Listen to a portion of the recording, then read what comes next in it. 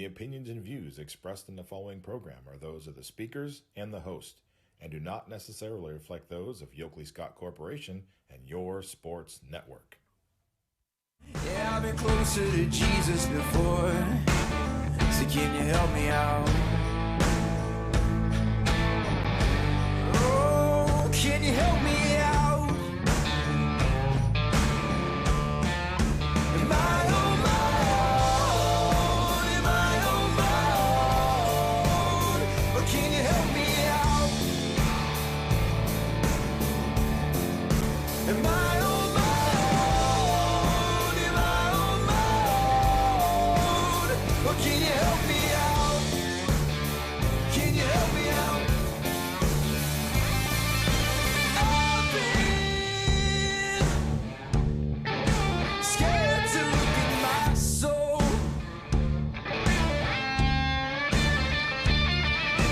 I've been afraid I would follow alone.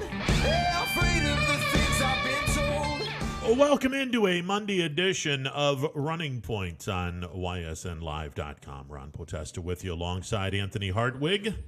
Running Point presented, as always, from Greenwood Chevrolet on Mahoning Avenue in Austintown. If you're looking for a new or used automobile, you need to get yourself down to or up, depending on where you are. It's a Greenwood Chevrolet on Mahoning Avenue in Austintown. They are simply the best. And, well, you deserve the best. So go to Greenwood Chevrolet on Mahoning Avenue in Austintown. MP Vivo Heating and Air Conditioning Hotline, open for business, 330-886-0813. That's 330-886-0813. What to talk about on this Monday? We have a lot. We do. We have the state championship recaps, of course, and it didn't exactly go the way that we wanted it to at YSN both days. But then, hoop season is now. Yeah. So we got basketball to talk about as well. So it's a hectic.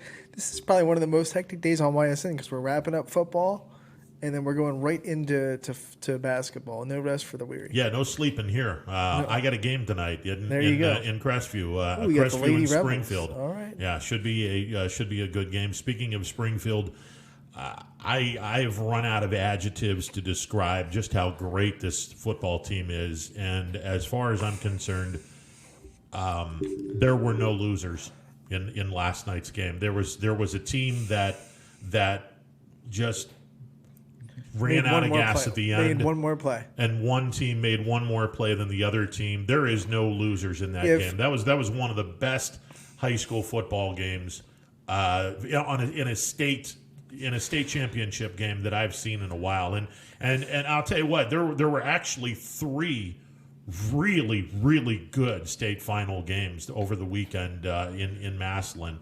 This one's right up there. This was a great game, and it's a damn shame someone had to lose this game. If those two teams played 10 times, it's probably split 5-5 right down the middle.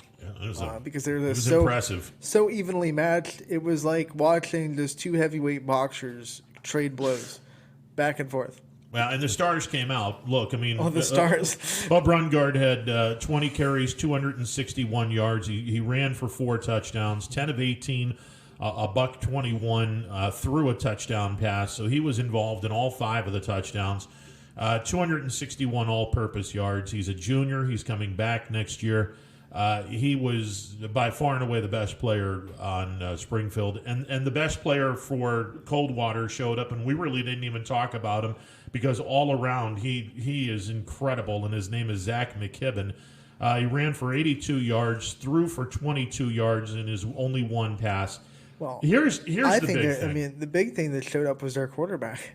Well, and the way he could extend the field, that's what really hurt Springfield was the deep balls, the big plays in the pass game. I mean, they continued to blow the top off the defense, and he was putting balls right in the money down the field. I mean, yeah, no two ways about that. You don't see a lot of high school quarterbacks that can do that. No two ways about that. He was fantastic, but Stella Mckibben had 4 catches, 76 yards, 2 touchdowns, 3 punt returns for a buck 6, 3 kick returns for 87 yards. This kid had 351 all-purpose yards. Yeah. That's nuts. Players all over the field on both teams. Crazy good.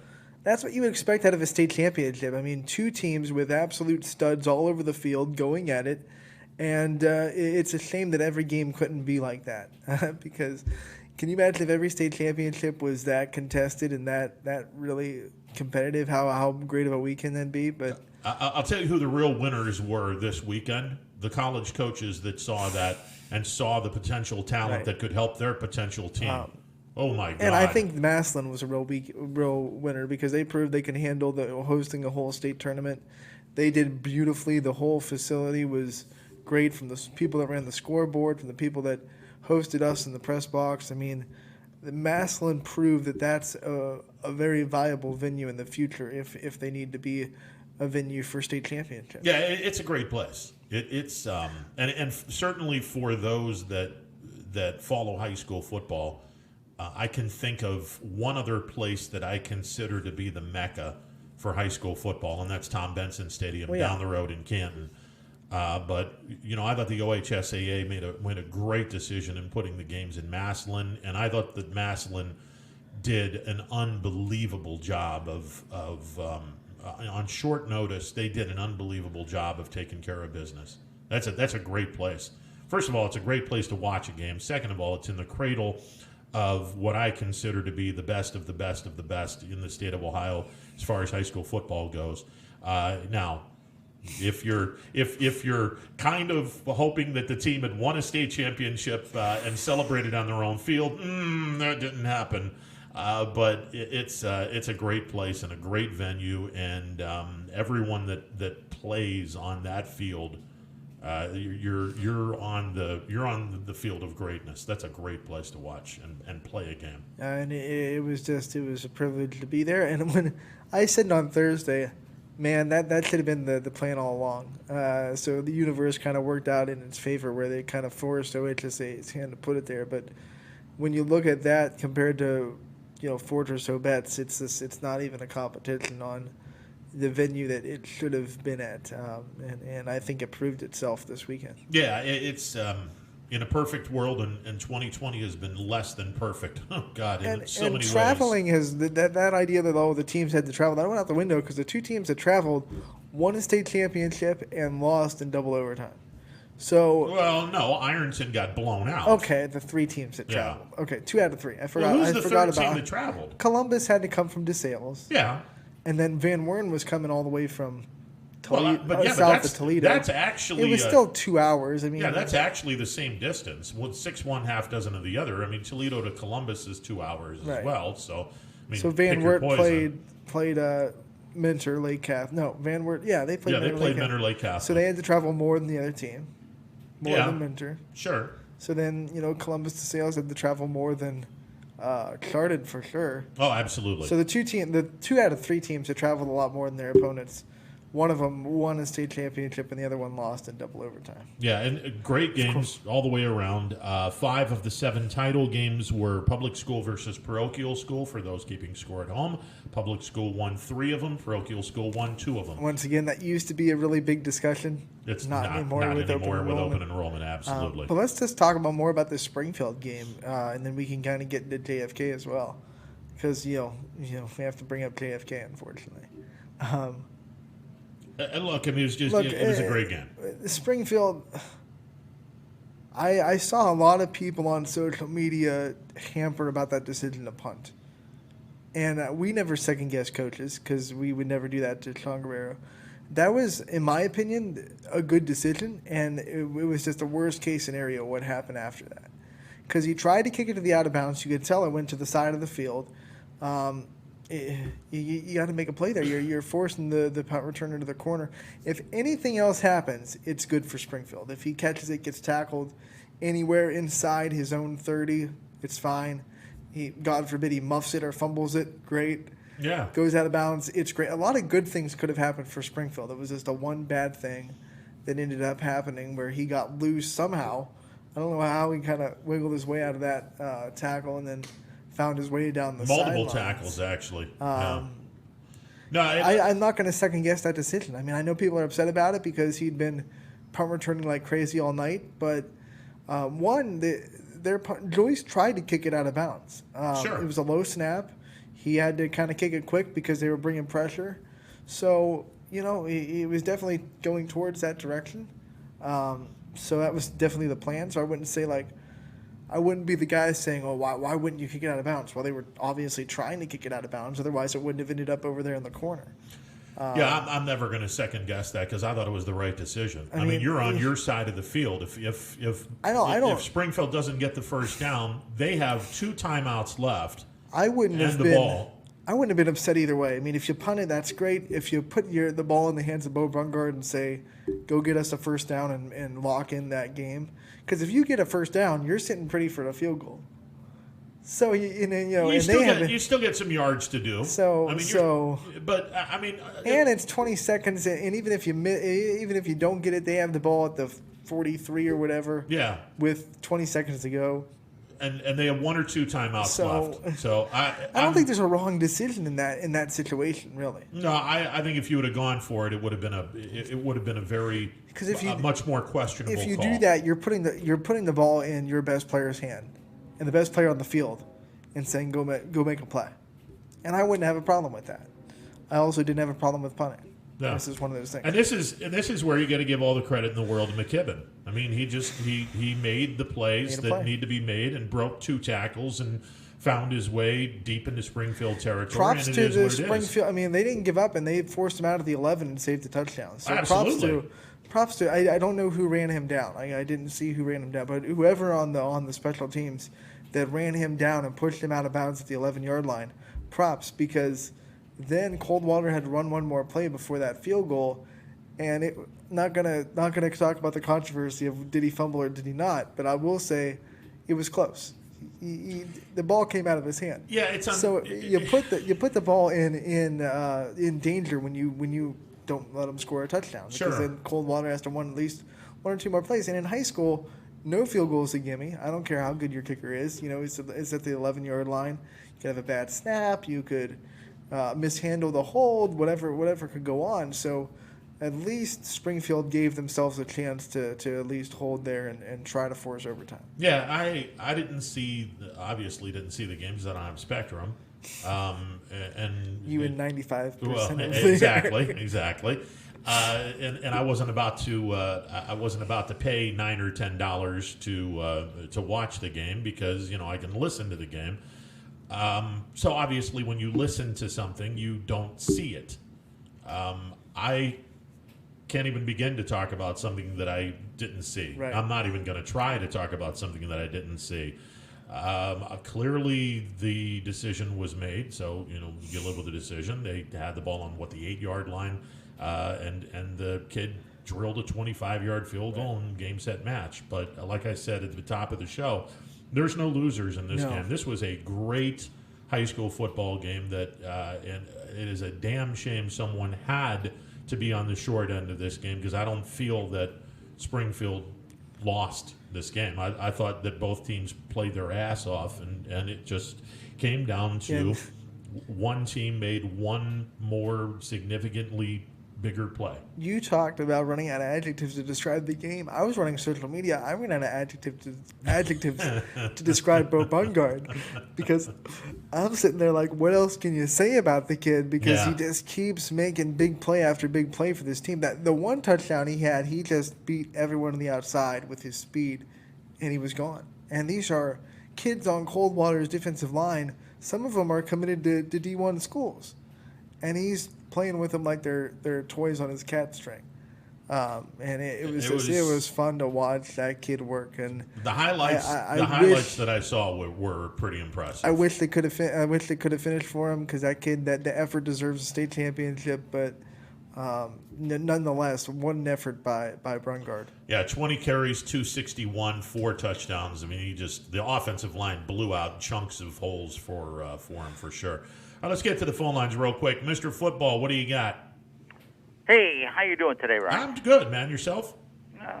So. All right. Getting there. Getting ready to go for Thanksgiving and for deer hunting a week today. There you go. Now, bow or no? gun? Bow hunting's been in. Next Monday is the opening day for adult deer season in the state of Ohio. Gotcha. And in Yeah. Pennsylvania, too, our Gotcha. neighboring sister state.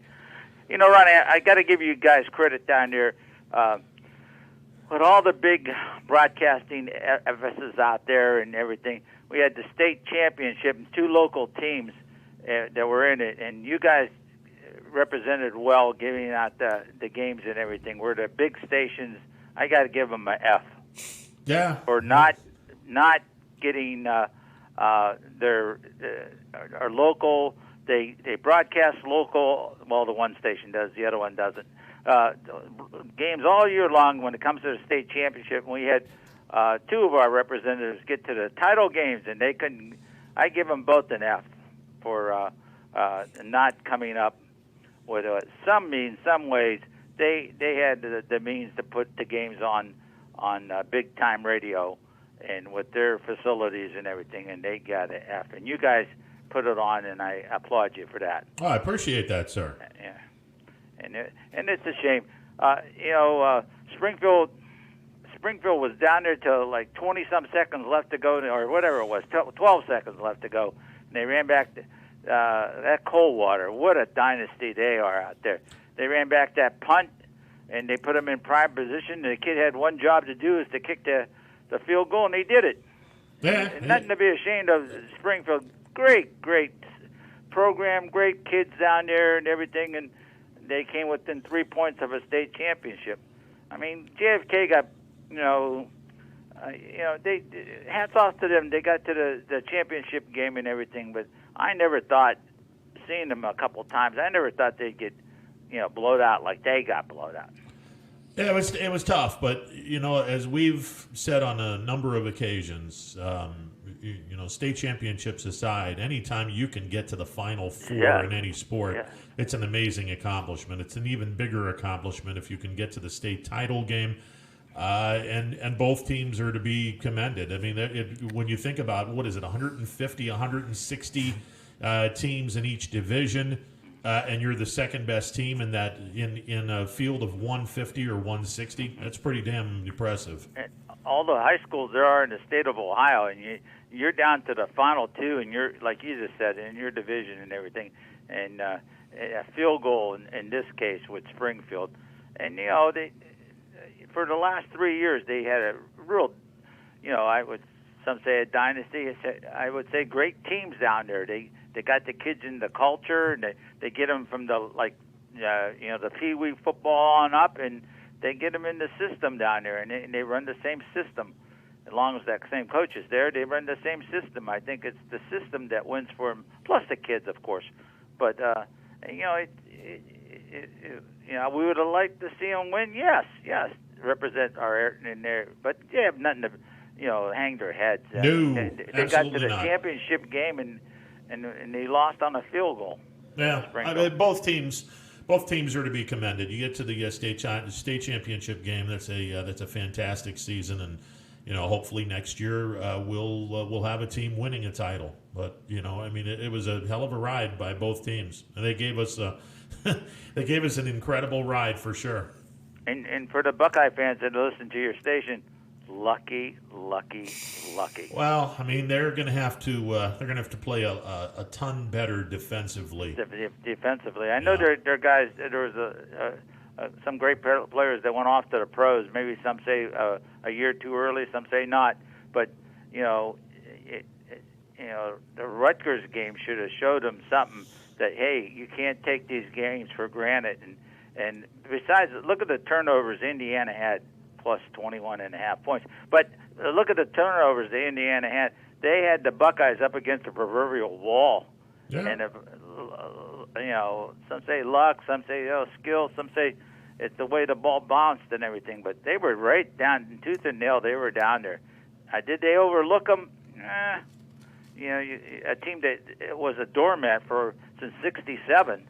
I mean, you take them with a grain of salt, but I think there'll be a little tightening of the screws this week down in Columbus, don't you? Well, look, I mean, and I'll be painfully obvious with this. The Big Ten is a dumpster fire, other than Ohio State and Indiana in the East, Northwestern in the West. I mean, Wisconsin is okay, but Ohio State doesn't have anybody left on their schedule until the Big Ten championship game. So, and truthfully, unless unless Northwestern craps on themselves, that's the team that Ohio State will be playing in the Big Ten title game. And again, there's the Big Ten is so god awful this year. I don't know if Ohio State is this dominant or if it's a god awful conference, and I think it's a combination of both.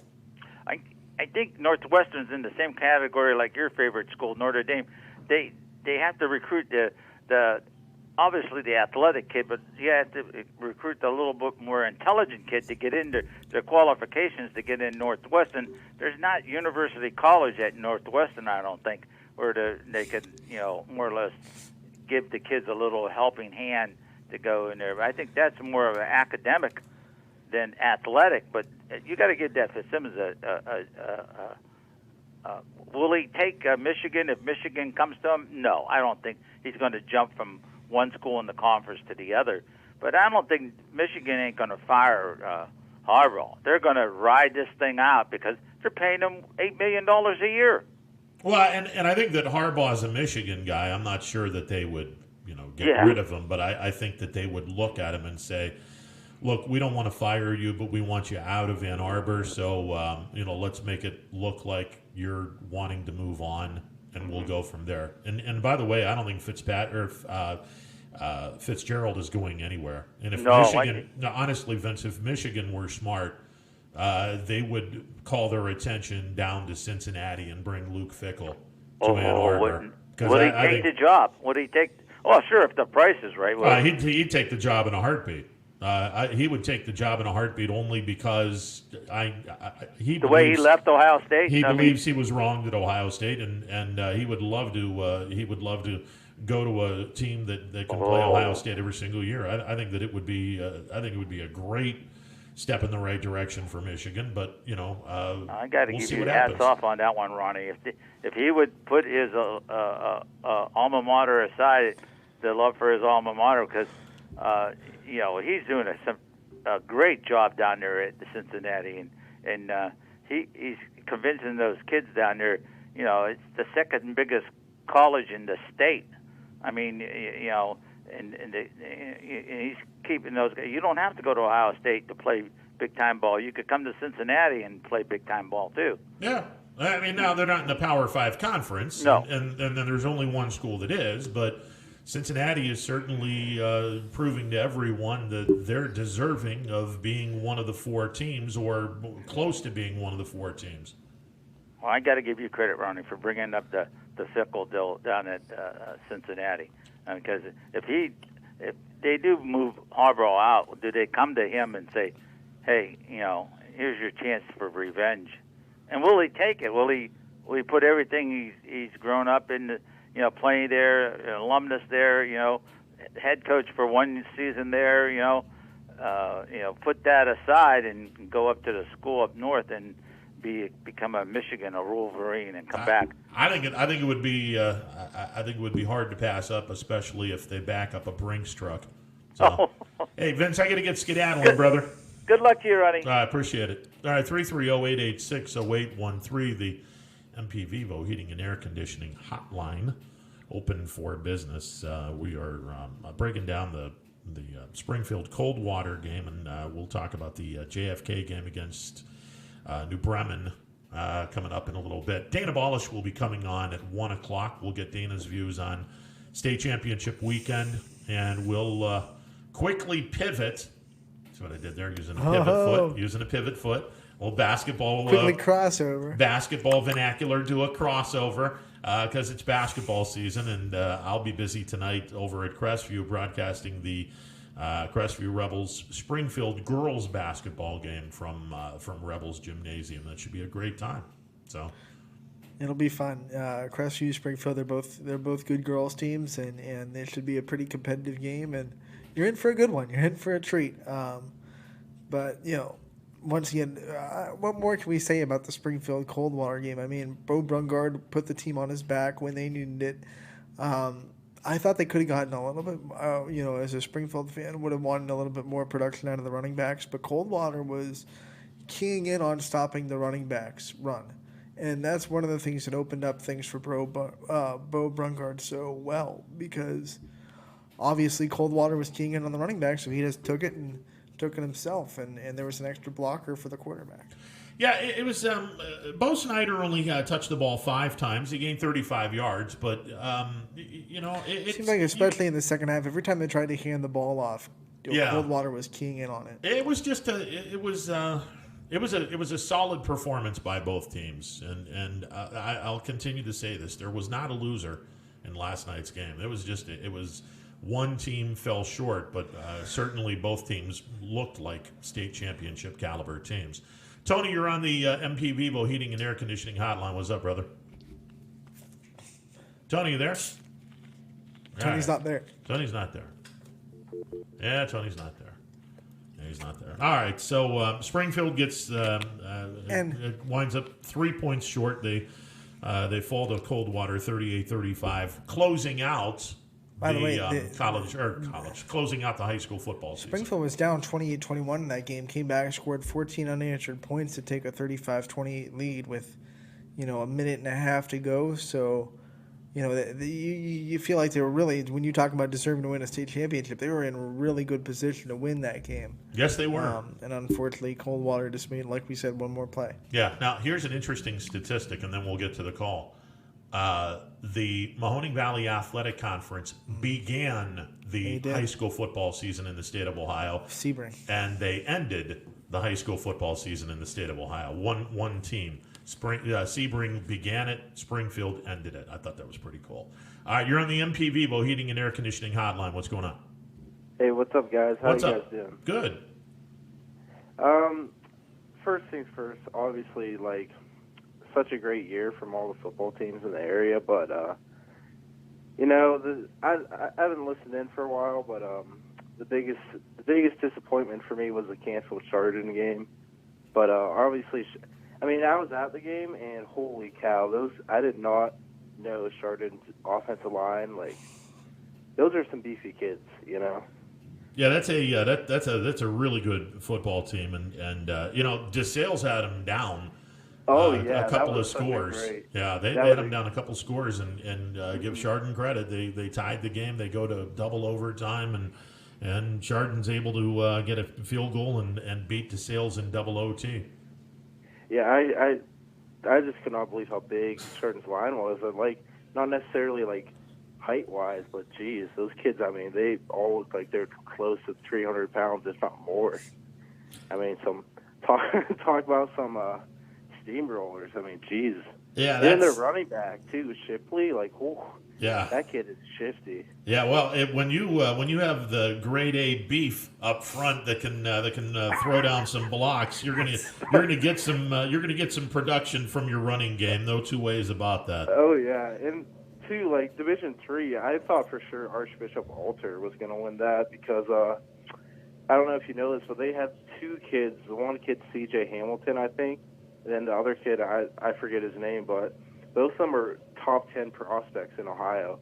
Both 4-star kids, and then their running back's a 3-star kid. So I thought for sure Archbishop Alter was going to win, but I guess De La Salle's, I guess they have a pretty solid team. That was a really good championship game. Yeah, there were a number of good championship games on the dockets this weekend. The Coldwater Springfield game was phenomenal. Van Wert's over Menor Lake Catholic was super close, and the Chardon DeSales game was incredible as well. Oh yeah, geez, talk about some good championship games. But besides that, you just gotta tip your hat.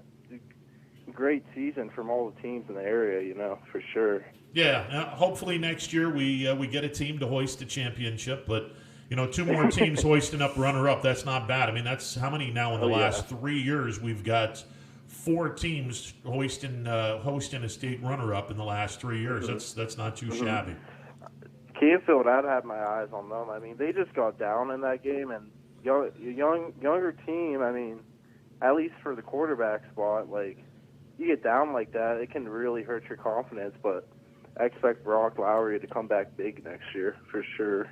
We're looking forward to that team. We're looking forward to a Fitch is few coming others. back. Fitch is going to be incredible. Bo Brungar's coming back. Yeah, Springfield. If you replace the productive senior class with some of the underclassmen, I think they're going to be fun to watch. There's Ursuline's going to be a nightmare for potential opponents. South Range will still put their name in that hat. Yeah, South Range Range is going to be fun. 35 against Kirtland, and no one else got even close. Yeah, we certainly have a lot of talent and a lot of teams that are going to be fun to watch next year. Like Ursuline, what a way to go out. You know, that's heartbreaking having all the kids with COVID-19. I mean, geez, that's a real heartbreaker. Yeah, it is. It's tough. Hopefully next year we don't have COVID to deal with. Yeah, right. You know. I'd say it'd go a lot different for Ursuline for sure. I mean, if they had, how many kids they have out? 9 or 10? I mean, geez. Well, they had 5 starters out, so that was bad. That's tough. That's tough. I don't care how good of a coach you are, having 5 starters out, I mean, that's tough. Yeah, it is. No, most definitely. All right, guys. Well, have a good day, guys. I appreciate it. 330-886-0813, the MP Vivo Heating and Air Conditioning hotline. The thing about that Ursuline game is, despite all that, it was a 7-7 game in the third quarter. I mean, it was, and then Mineral Lake Catholic kind of ran away with it in the fourth. But I mean, it was right there. I mean.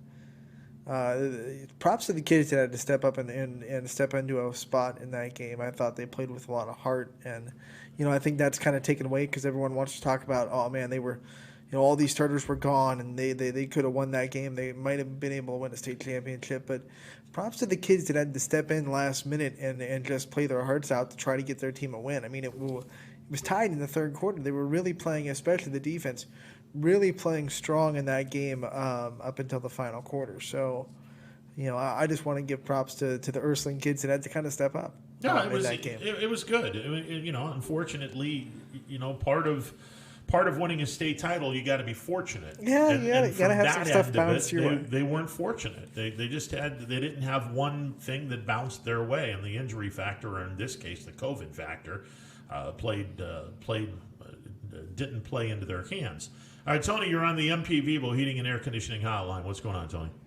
I agree with your last caller. I think Ursuline runs the table if they don't get sick.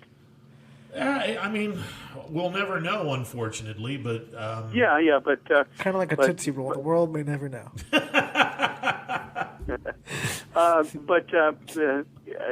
They were just dominant, and I thought Poland also, only because I could compare them to Northwest and how Northwest did versus, in my opinion, versus Mineral Lake Catholic. But hey, do me a favor. Could you get both of the losing coaches on? And there's a reason. I don't want to torture these men, but I want to give them the opportunity to speak and show how much class they have and how much love they have for these kids. That's what you'll hear from these people, I'm sure. Yeah, that's something that we can definitely try to get. And I don't need to hear a coach when he wins.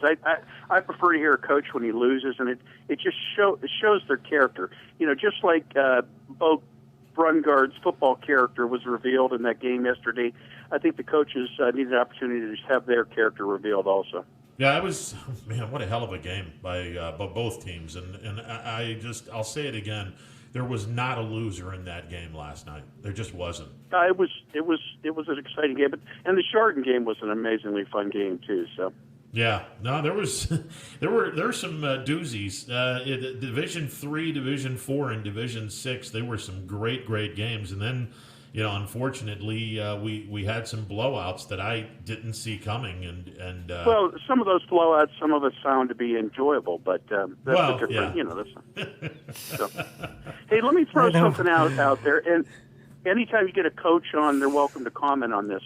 But I saw something despicable that happened, and I mean this, and I'm not a fan of Massillon, but it's despicable. It's despicable to break an Ohio High School Athletic Association rule, and the officials allowed it to happen, and the officials are bound by state law also. Let me tell you what happened. At the end of the first half, the quarterback, Catrone, from Massillon, got knocked out cold. 2 minutes face down on the field, knocked out cold. Okay. By law, that kid's gone the rest of the game. Yeah.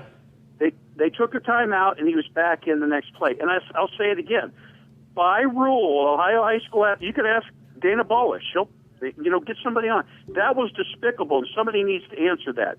If you want to pretend that you really care about these kids, you've got to enforce the laws, the rules that are put there to protect these kids. Knock out cold, face down, 2 minutes. Got him up, took a timeout. He was back in the next play with the timeout.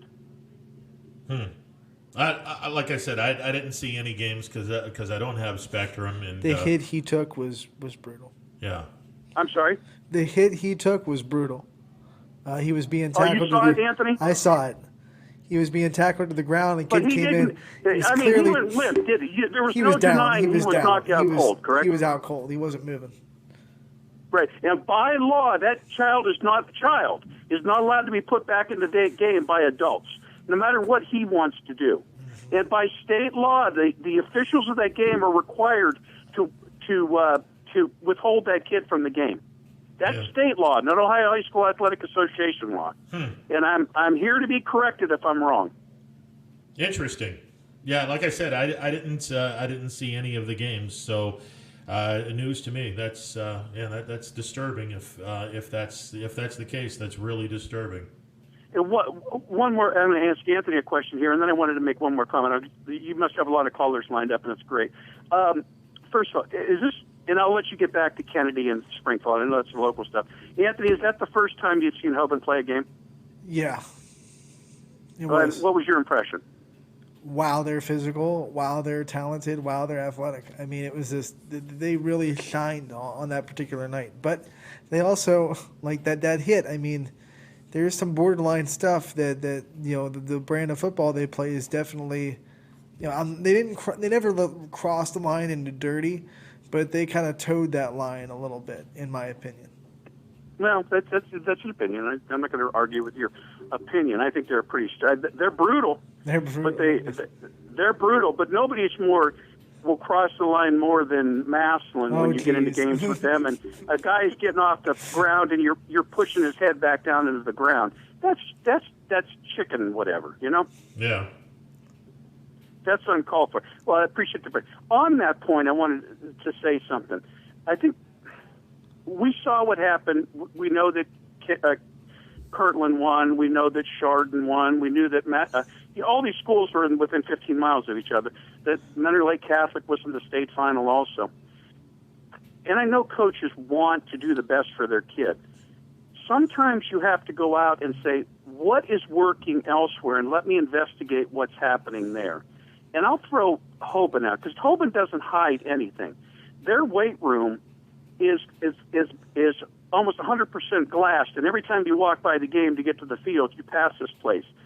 You could go online and do a virtual tour of their weight room, and they have a female and a male athletic strength and conditioning coach who comes from the guy comes. He was the strength and conditioning coach for the Red Sox. This is a professional team. They brought this kid back to do this. So I just want to throw that out. It's just not the talent they have.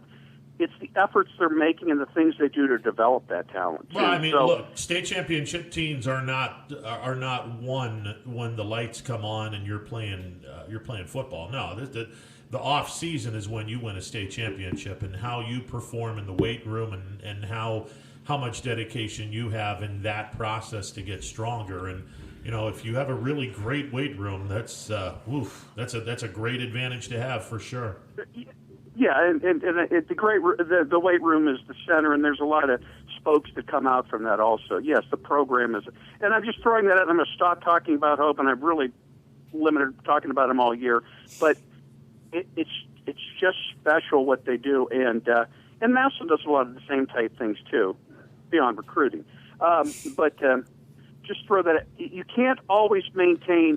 Don't say bad things about our guys. We're the best. We know everything. Not invented here. We don't want to hear it. That's not a recipe for success. Find out what the best teams are doing and see if you can emulate it. Well, I'll tell you one thing. The Lake County, Geauga County, that 15 square mile, 20 square mile place. They're doing something right. They're incredible. What is coming out of that area is, I'd love to. Well, I'd love to pick the brain of some coaches, and not just on the high school level, but how their program has been developed from youth all the way up. Because Kirtland, and again, go ahead, Tony. And again, these guys aren't behind some wall that they can't be accessed. You pick up the phone and call these guys, they're going to say, "Come over. I'm happy to talk to you." Yeah, there's obviously. Let me give you an example. The coach who coaches at Avon now, and Avon's been in, I don't know how many consecutive state semifinal games, and ridiculous. Their public school with closed enrollment, by the way. Yes. And their coach started the program at Perry, and Perry had a successful run there. Perry over in Lake County. And he's a Warren JFK guy, went to Mount Union, brought that philosophy to high school with him. He's best buddies with the Massillon coach, by the way. But the point is, it can be done in a system that Canfield's a closed system. Poland's a closed system. I don't know about the other systems out there that are succeeding. Is Springfield closed? Yes. Yes, they are. Yep. So the argument that you need to recruit is a specious argument. These what you develop in these youth and one of the problems Massillon had this year is because they went out and got a dozen kids from Shaker Heights, from Bookdole, and they threw these kids together and say, "Now perform." I call Massillon team this year the AAU football team, Massillon football team, because there were no rules, so they get whatever they wanted this year, and that team chemistry showed, or lack of team chemistry showed. These other programs developed that team chemistry. Hey, I'm going to go. My only point was, you know what? Good luck to Fitch next year. Yeah. Good luck.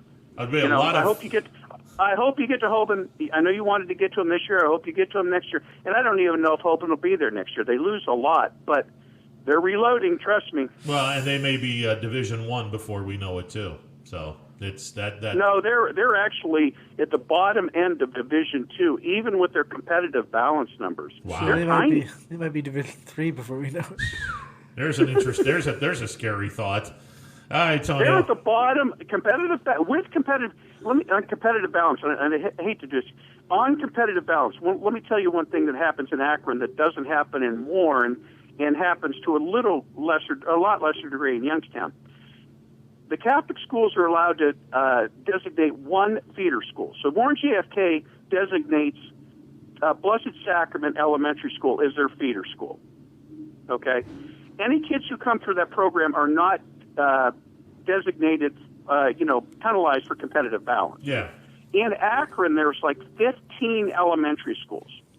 50, and there's two in the city. There's two, like Youngstown. There's two parochial high schools. Yes. Not parochial, Catholic high schools. Yeah. They're only allowed to designate one of those 15 schools as their feeder school. One. Yeah.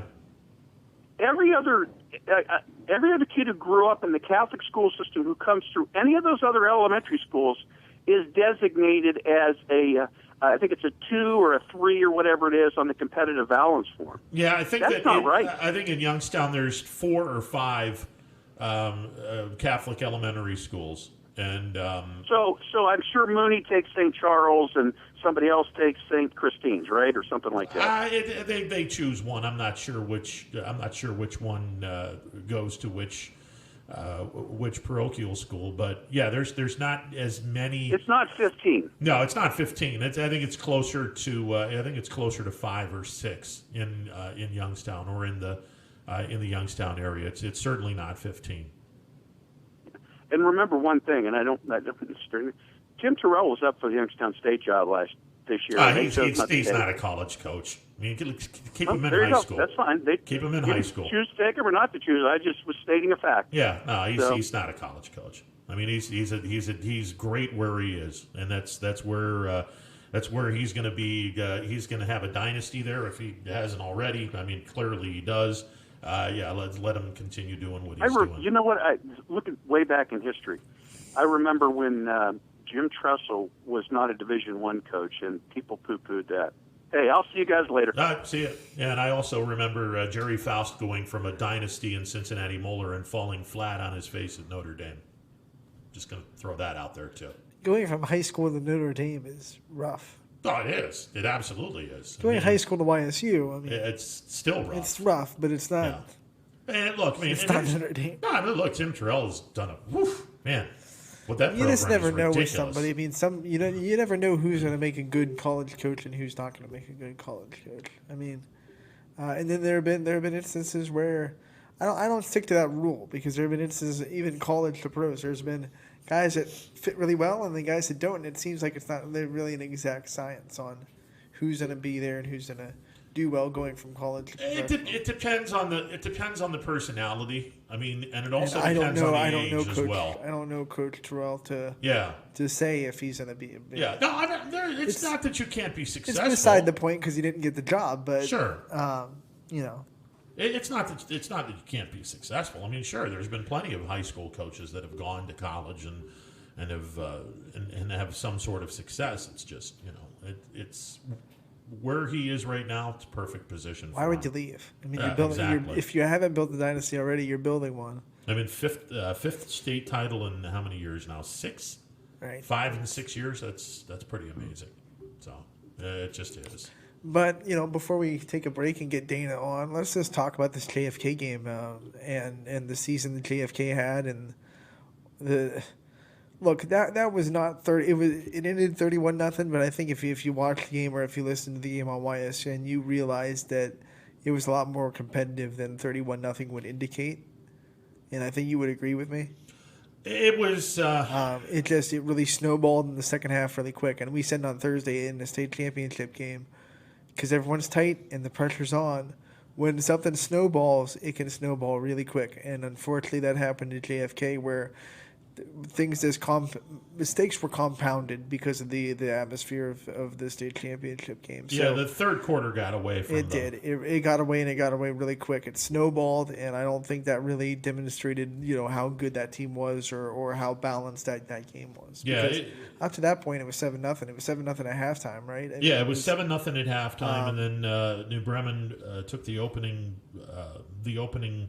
drive. Kick in the second half, the opening drive, scored on a 1-yard touchdown run from Hayes, and then they held JFK, got a turnover. And then there was they kicked a field goal. There was an overturned turnover. New Bremen fumbled the ball. JFK got it, but they called the face mask. Yeah. So it was just a lot of and then penalties kind of hurting JFK. Yeah. So a lot of things just kind of snowballed for them, and I feel like if you put those two teams back out on the field a couple more times, it would definitely end up being more balanced than 31-0. I mean, I don't think it was. The score indicated blowout, but I think watching that game and listening to that game, I don't think it necessarily was an absolute blowout when you compare the two teams. Well, I certainly want to give New Bremen's defense an awful lot of credit because they held a really good JFK offense to $133, and that's an accomplishment in and of itself. When you have a kid as very talented as Hollabaugh, and you hold him down to 54 yards on 23 carries, and you essentially shut down the passing game where Cam only throws for 72 yards. Props to their defense. That was a magnificent job by their defense. Yeah, it was. And like I said, we said on Thursday, when things go wrong, you can go sideways pretty quick. And when you add the turnovers and the penalties that JFK had, especially in the second half, it felt like mistakes just kept compounding themselves. And it snowballed really quick. It turned from a 7-0 to 24-0 like that. Here's a couple of things with this game. Number one, their backup running back, Hunter Schaefer, ran for $101 on 15 carries, which I don't think that's getting enough press in terms of the magnificent job. And and you and I talked about this last week. If this were a YSN team, this would be it was the story. A story of all stories. To be 5 years ago, after the 2015 campaign, They were dangerously close to just shutting down the football program. They were really close, and the boosters at New Bremen High School decided, you know what, instead of shutting down the football program, let's build a weightlifting facility for these kids. Let's see if we can get all of our sports, but specifically, let's get football. Let's get this weightlifting program going, and let's see what happens. They put they put a nice weightlifting facility in. 5 years later, they're celebrating their first state championship. That's an unbelievable story. It just truly is. It's an unbelievable story, and hats off to them. But they beat a great team to get to the state championship. I promise you that. They did. JFK, man, great year. Like Springfield, took us on an amazing ride, and just and came it's funny short if you had to pick two players in the area that just shined more than anybody, it'd be from JFK and Springfield, and Cam Hollabaugh and Bo Brungard. I mean, both those quarterbacks were just absolute electric all season, and they took us on a ride. And really, I just want to prop out every athletic director, every facility owner, everyone that got us through fall season, because let's take it back to early August. We're sitting here talking like, are we going to finish a football season? Are we going to have a football season? And after week one, everyone kind of got their feet wet, and then we were rolling. And we really didn't have any, for the most part, no stoppages in the YSN area. Only 24 statewide playoff games got done away because of COVID-19, and that's just one locally, and it's a prop to all of the athletic directors, all of the administrators, and all the people that worked at the field. I mean, props to them too, because it couldn't have been easy to keep up with all these protocols and deal with all the people that showed up because they wanted tickets and were mad because they couldn't get tickets to the game. It happened. Sure, of course. And these volunteers, most of them were probably volunteers that showed up to take tickets or whatever. Probably had to deal with a lot of nasty words back and forth. Words that we cannot utter on this program. I mean, we could, but we don't want to. We're officially through fall sports. Like, let's go, pat yourselves on the back, and let's get ready for basketball. One other group that we certainly need to pay homage to is the officials, by and large. Too, and I've said this for a long time. It's pretty much a volunteer job for them too. I mean, they're paid, but not like. Yeah, they're not paid nearly as much as they should get paid. Pretty much volunteer. Yeah, and it's I'm going to be biased, but I think that we have some of the best officials in this area. And that's why it's hard to – I mean, there are some controversial calls in every game, and that's why we don't harp on the referees at all, because we realize they're doing it almost out of their own pocket for the kids, for the love of the sport. Sure. So we try our best not to get on the refs. I mean, sometimes the heat of the broadcast or whatever, it happens, but we understand what they do and how important they are in the continuing of fall sports and winter sports. Well, and the other thing for those that and I'll say it because it's true, for those that think you know something about this sport or you think you can do a better job, John Mang has a clinic for officials. There will be some rules that you never knew existed. I guarantee you that. If you want to take a class and certify yourself as an official, whether it be volleyball, football, basketball, baseball, I would wholeheartedly invite anyone to go to one of those classes. And let me just say this. It is a lot easier to moan and groan about a missed call from the bleachers than it is to actually have the uniform on and make those split-second calls. And by the way, they're almost 90+% right when they make those calls. So I would wholeheartedly invite anyone to, instead of moaning and groaning, go take a class and be the solution instead of being the person that's going to be angry in the bleachers. I've been angry before. I get it. It happens. I'm not gonna I'm not gonna finger wag. Not in my house. Because you're a coach too. You know it happens. Absolutely, in the heat of the moment, does. You're like, that call was. Yeah, absolutely. But you take a step back and reflect, and you realize that you have to just sit back and go, okay, you have a job to do. You might have missed this one. it is what it is. Right. It's thousands of calls during the course of a game or during the course of a season. You're bound to miss one or two. That's fine. But like I said, I would wholeheartedly suggest or invite anyone to take a refereeing course for football, volleyball, basketball, baseball, whatever sport. You will have your eyes opened in a really big way in rules that you probably don't even understand that exist. It's an eye opener. Especially in volleyball, there are so many little rules about where the referee can stand, how the players have to sub in. Very intricate rules that I didn't know until they were called or something. And it's I would love to take a class just to take it, not to referee, but just to understand what some of these integral rules are. It's a fun process. I did it for umpiring. It's a fun process. No two ways about that. We're going to take a timeout. On the other side, Dana Balish from TV 21 will be joining the program. It's a Monday edition of Running Point, presented by Greenwood Chevrolet on Mahoning Avenue in Austintown. Back in a bit. 21 News. Let's get right to our top story tonight. More experienced reporters. A new Wilmington restaurant. GM Lordstown. Telling more local stories. We'll look at efforts boy is recovering from a broken around our valley. Community in Niles. We are here in Youngstown, right up.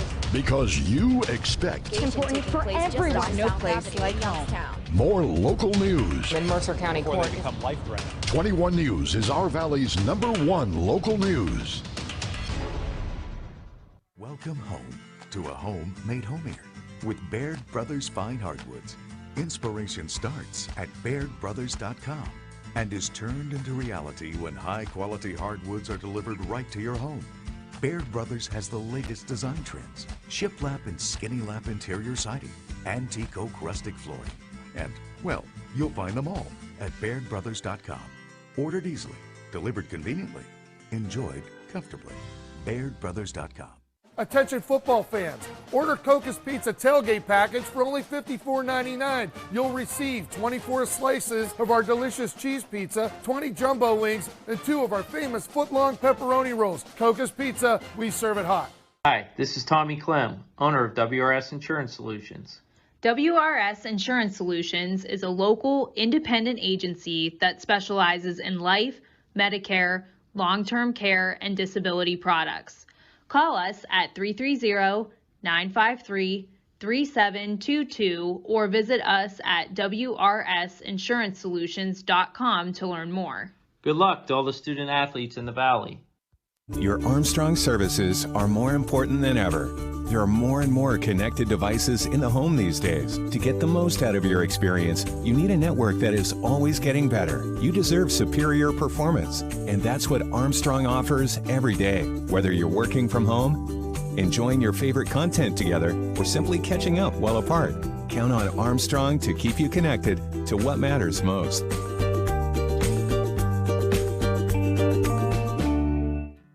To Greenwood Chevrolet because I was really interested in looking at the tracks. Because I wanted my dream truck. Because I've been going there for 20 years. I think whenever we go there, whatever car we're looking for, they have tremendous inventory. If you're looking for people who care about you, Greenwood is the place to go. You know, it's like family there. The girls know me in service. It's Miss Kim in the Tahoe. I'm really happy that I went to Greenwood Chevrolet. Because they really went the extra mile for me.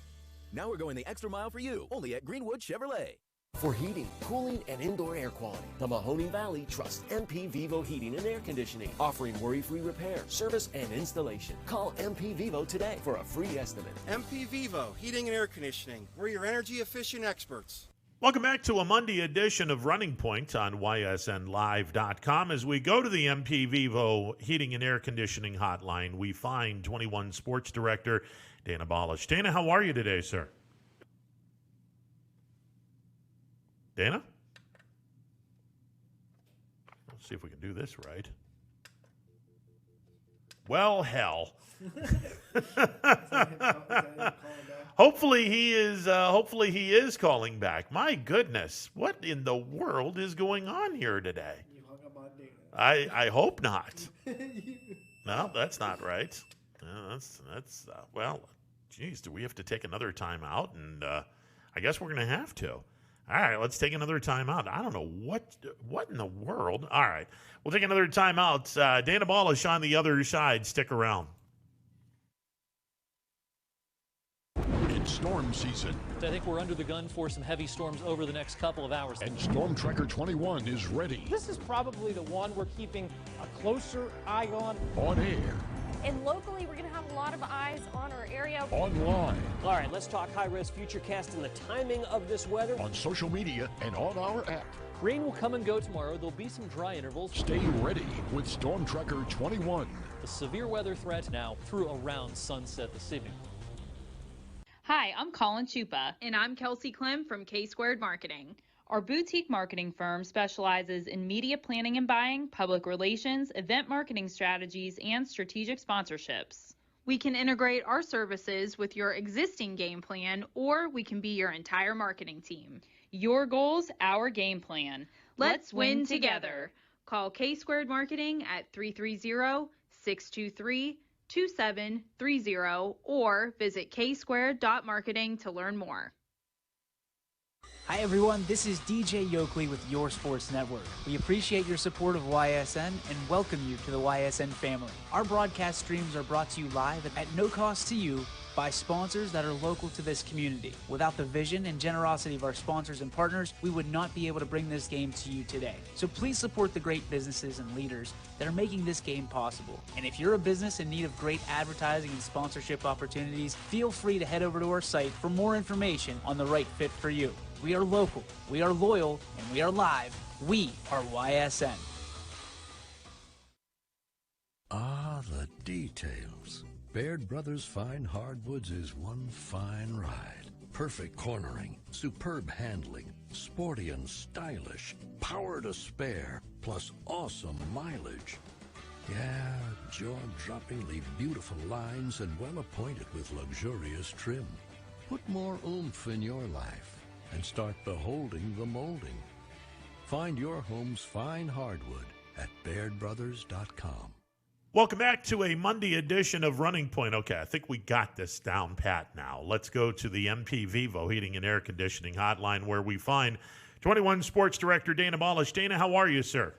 Doing well, Ron. Yourself? I'm doing good now. I don't know what the heck happened, but I'm glad we definitely have you on.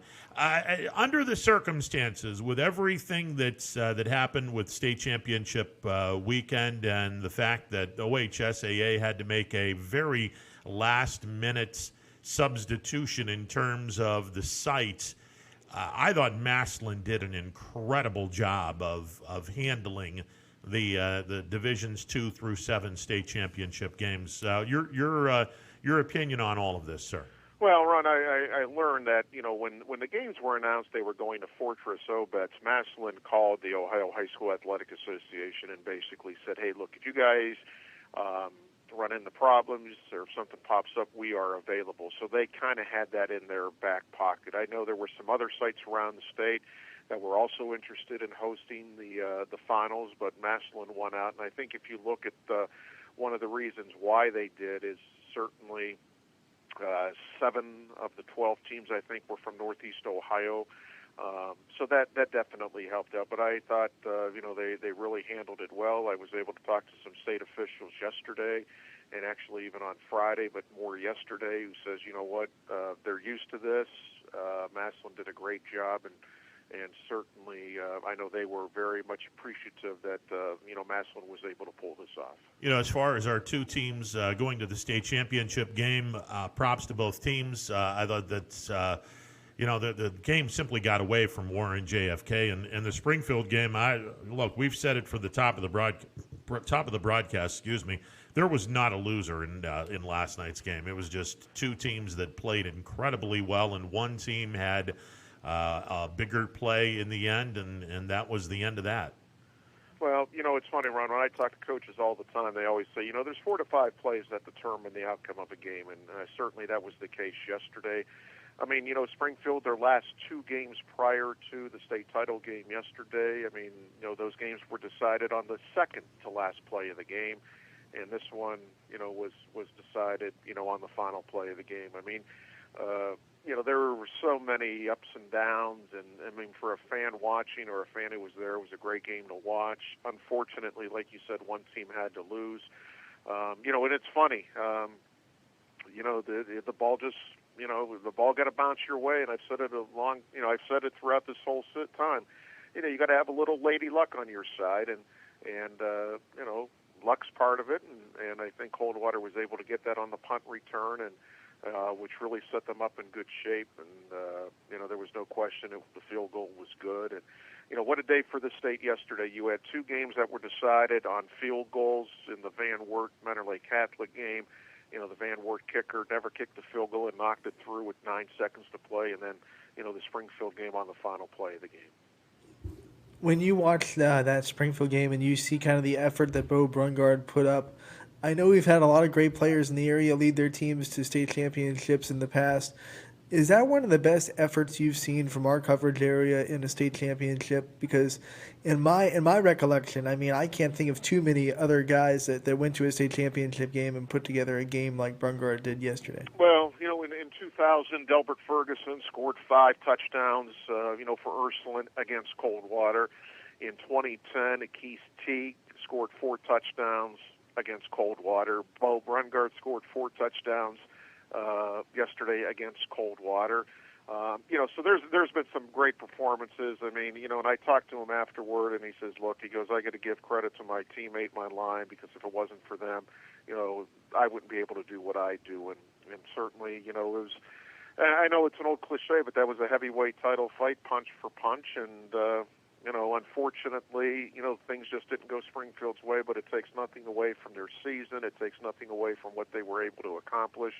I mean, it's tough to get to the playoffs 2 years in a row, let alone get to the regional final and into the state semifinals. And, certainly they're going to lose quite a bit, but, whenever you have a guy like, Brungard back next year, anything's possible. Dana, this is going to be a longer off season for a lot of teams. This is even the teams that win a state championship. This is going to be about 2 to 3 weeks of a longer off season. Do you expect? Do you expect the football to be better as a result of the longer off season, where kids are going to be in potentially better condition with 2 to 3 extra weeks in the weight room? Well, Ron, I don't know the answer to that. I mean, there's talk, and I was talking to someone yesterday, and, we were talking, and this is a coach in the area, and, and he says, look, he goes, I expect it to be, 2 to 3 years before we get back to some sense of normalcy for football. And if you really think about it, that's a pretty fair statement. So, I think next year, if, again, it's a big if. You just don't know what's going to happen, but you would hope this thing would all be past us. But, there'll be precautions again next year. But I don't know how much the kids are going to be in the weight room. You just don't know. You can't have these kids in the weight room no more than 10 and that sort of thing. So I think the jury's still out on that. And when you talk about the JFK game on Friday, I mean, we and Ron said it, that game it got away from JFK really quick. I mean, it seems like mistakes kind of compounded themselves in that second half. When I was listening, it felt like a lot more. It felt like it felt closer than 31 to nothing because of this the way that they were playing and the fact that, like I said, things just got away from them really quick as far as turnovers and penalties. What do you take away from that game as far as what it looked like on the field? Well, I don't want to say they weren't ready to play because they were ready to play. They just weren't in sync. And again, this is going to sound really, when a team beats a team 31-0, is New Bremen 31 points better than JFK? On that day they were. But I truly believe if those teams played 10 times, each team would win 5 times. It just, I don't know what it was. I guess if we knew what it was, we would be millionaires because every coach would be asking us. It's not that they weren't ready to play. I don't know if it was that there was lack of fans there, that it was a Friday afternoon, that things changed from Thursday to Friday on the location. Just can't pinpoint it, but it was not the JFK team that we were accustomed to seeing. And again, credit to New Bremen. They traveled that day 3 hours and suited up and played just like JFK did. It just, when you don't pass your opponent's 45-yard line, that was the deepest penetration for JFK. There's something that just wasn't in sync, and I don't know if we'll ever know the answer to that. TV21 Sports Director Dana Ballas joining me on the MP Vivo Heating and Air Conditioning Hotline. So we put the brakes on the fall season. It's officially over, and now it's time for basketball. And the girls are going to be starting up. They've already started up with some games over the weekend. I know I'm going to be busy tonight with the Crestview-Springfield game tonight from Crestview on YSN. Give us a little sense of some teams to look out for, and maybe, give us a little sense on whether we're actually going to finish what we start. Hopefully that is the case. Well, I think when you look on the girls' side, Ron, and again, this is just very, very early. I have not even dived into girls' basketball, but the one team that I think just really comes to mind, they have everyone returning. They have Tony Matizzi as their coach, who's a veteran coach, is McDonald. I mean, they went to the district finals last year, regional semifinals, I should say, last year, won the district championship, have everybody coming back with the Howard sisters. I think they are probably going to be the best team in the area. Some of the other teams, West Branch was in the state championship Final Four last year, although they lost quite a bit. It's really, really early, and I just hope, Ron, that this season can continue. To be quite honest, I'm shocked that they're starting the season, but the Ohio High School Athletic Association is committed to that. I mean, we know the Youngstown City schools have already said, okay, no sports until at least January. I think some other schools will fall into that. I'm anxious to see what the governor says today. I don't know if he'll talk sports or take questions, but I'm anxious to see what he says today when it comes to sports. So, I'm like everybody else. I mean, I'm optimistic that it will continue, but I have my doubts it will continue. So far, it seems like it's been basically play if you can, and if you can't, postpone. Everyone kind of makes a tournament anyway, so get as many games in as you can. Besides something from the governor's office, do you see anything from the state that would universally say we're not playing until January, or do you think it's going to continue to be, if you can play, then go ahead and play. If you need to shut down, you can shut down. Everyone makes a tournament anyway. So do you think that's going to be the mindset as we go forward with winter? Well, I think it's going to be up to each district now. The state came out on Friday reaffirming their plans to winter sports. I mean, guys, I just don't know how you could wrestle. That to me is I just don't know.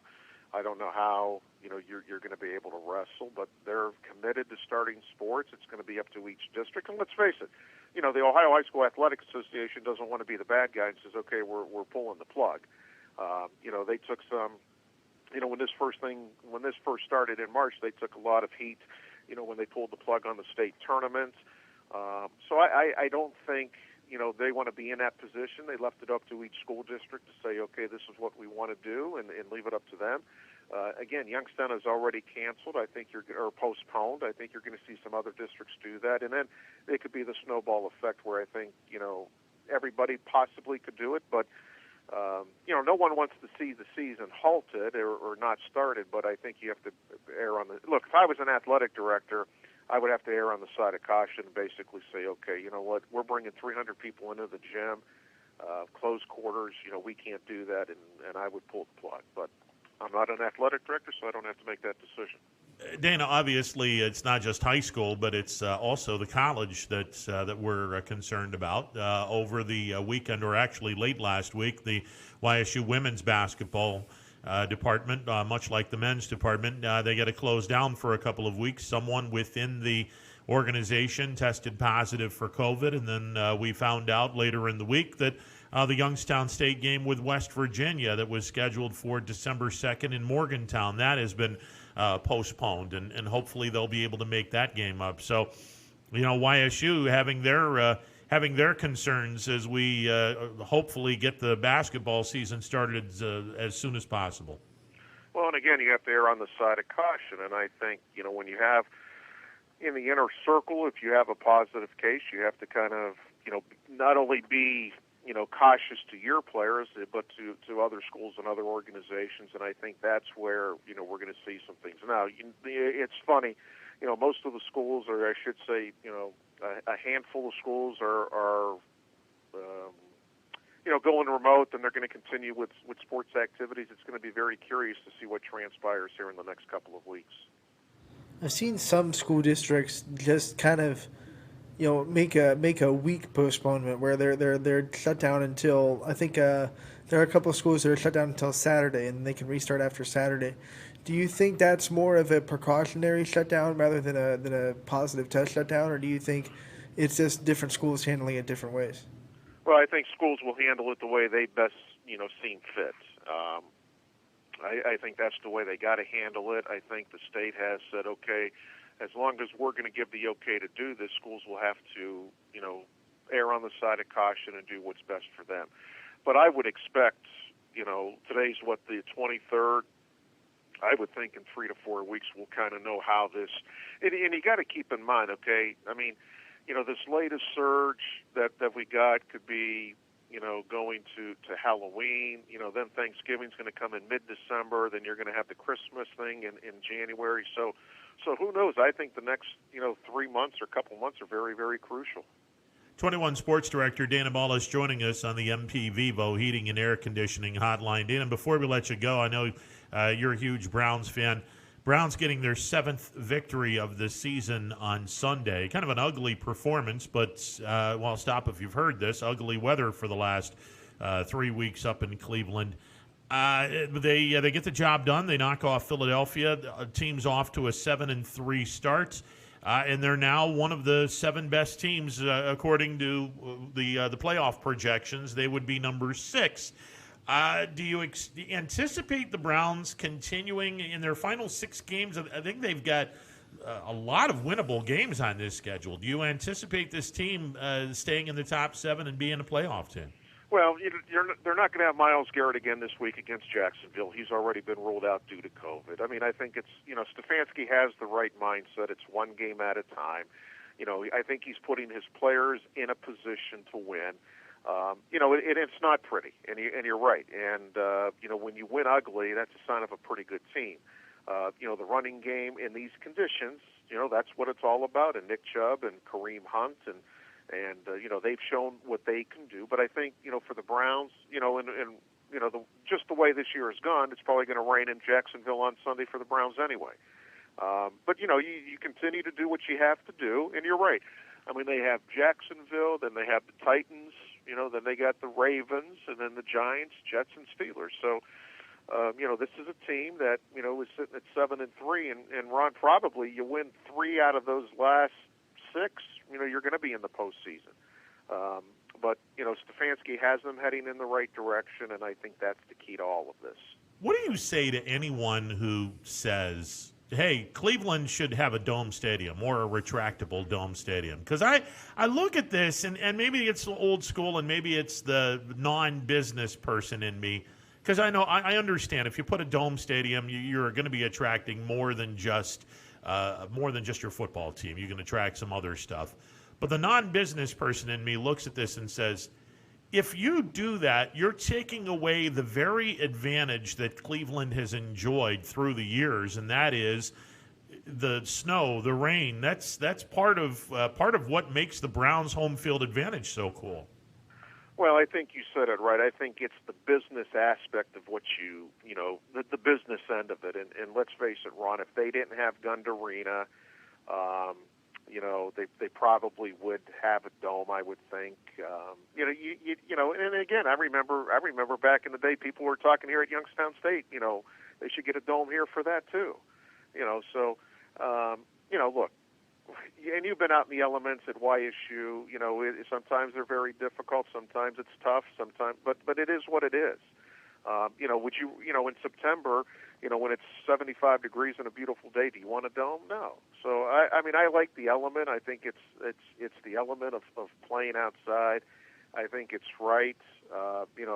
I've never been to I can't remember if I've been to a baseball game indoors or not. Baseball just makes no sense to me indoors. Agreed. But it is what it is. Dana, always a pleasure, sir. Look forward to catching up with you next week. Have a great holiday. You as well. Happy Thanksgiving. Dana Ballas, 21 Sports Director. I'm going to ask you, Anthony, I mean, and obviously you have an interesting situation because you're handicapped access and whatnot. Does it make a difference to you whether you're going to a dome stadium, whether you're going to a regular stadium and endure the elements? No. And honestly, if I'm Cleveland, and same with Green Bay, it's part of your character to have those bad weather games. You would never want Lambeau to be a dome. Oh my God, no! Because that would just ruin the whole mystique of Lambeau Field. Absolutely. So I think one of the character points of Cleveland and Green Bay and a couple other franchises is the bad weather and the fact that you have to deal with the elements. I mean, you could argue that with Buffalo too. Because Buffalo doesn't have a dome. No, they don't. And there's talk, there's been talk for the last, 10, 15 years that you got to get out of Orchard Park. The stadium is 40-some-odd years old. You got to get a new stadium. And then there's people that are like, well, if we're going to get a new stadium, let's build it in downtown and let's make it a dome.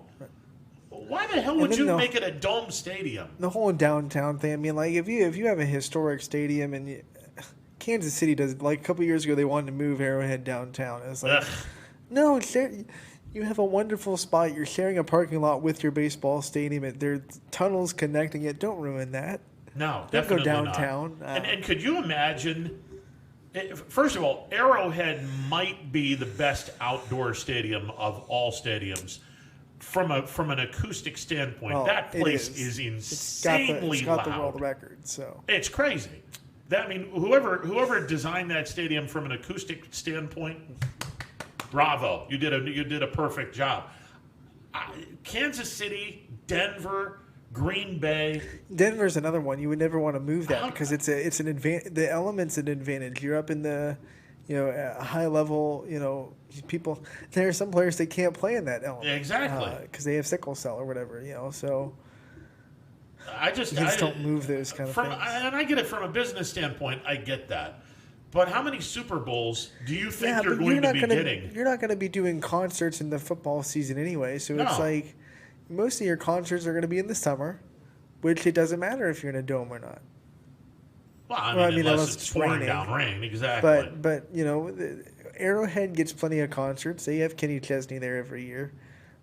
So, I mean, you can do concerts outside, I don't understand the whole aspect of, well, we need a dome stadium. Why? You're taking home field advantage away from you. Everyone's falling in love with the dome, Yeah, no, thank you. And this just in. You're not going to get a Super Bowl. You're not guaranteed to get a Super Bowl if you get a dome stadium. You're just not. No. It's. But you're really not going to get one if you don't. Well, no, that's true. And I get that. From a business aspect, look, I understand from a business aspect, but you're completely taking away your home field advantage. Yeah. It would be like Pittsburgh, Cleveland, Buffalo, Green Bay. New England is another team, even though I hate the Patriots.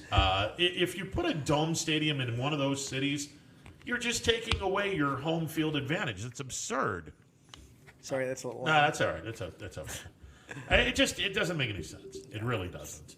But there's people that are like, well, I'm tired of going up to games in wet weather. Then don't go, then man. Don't go. If you're that,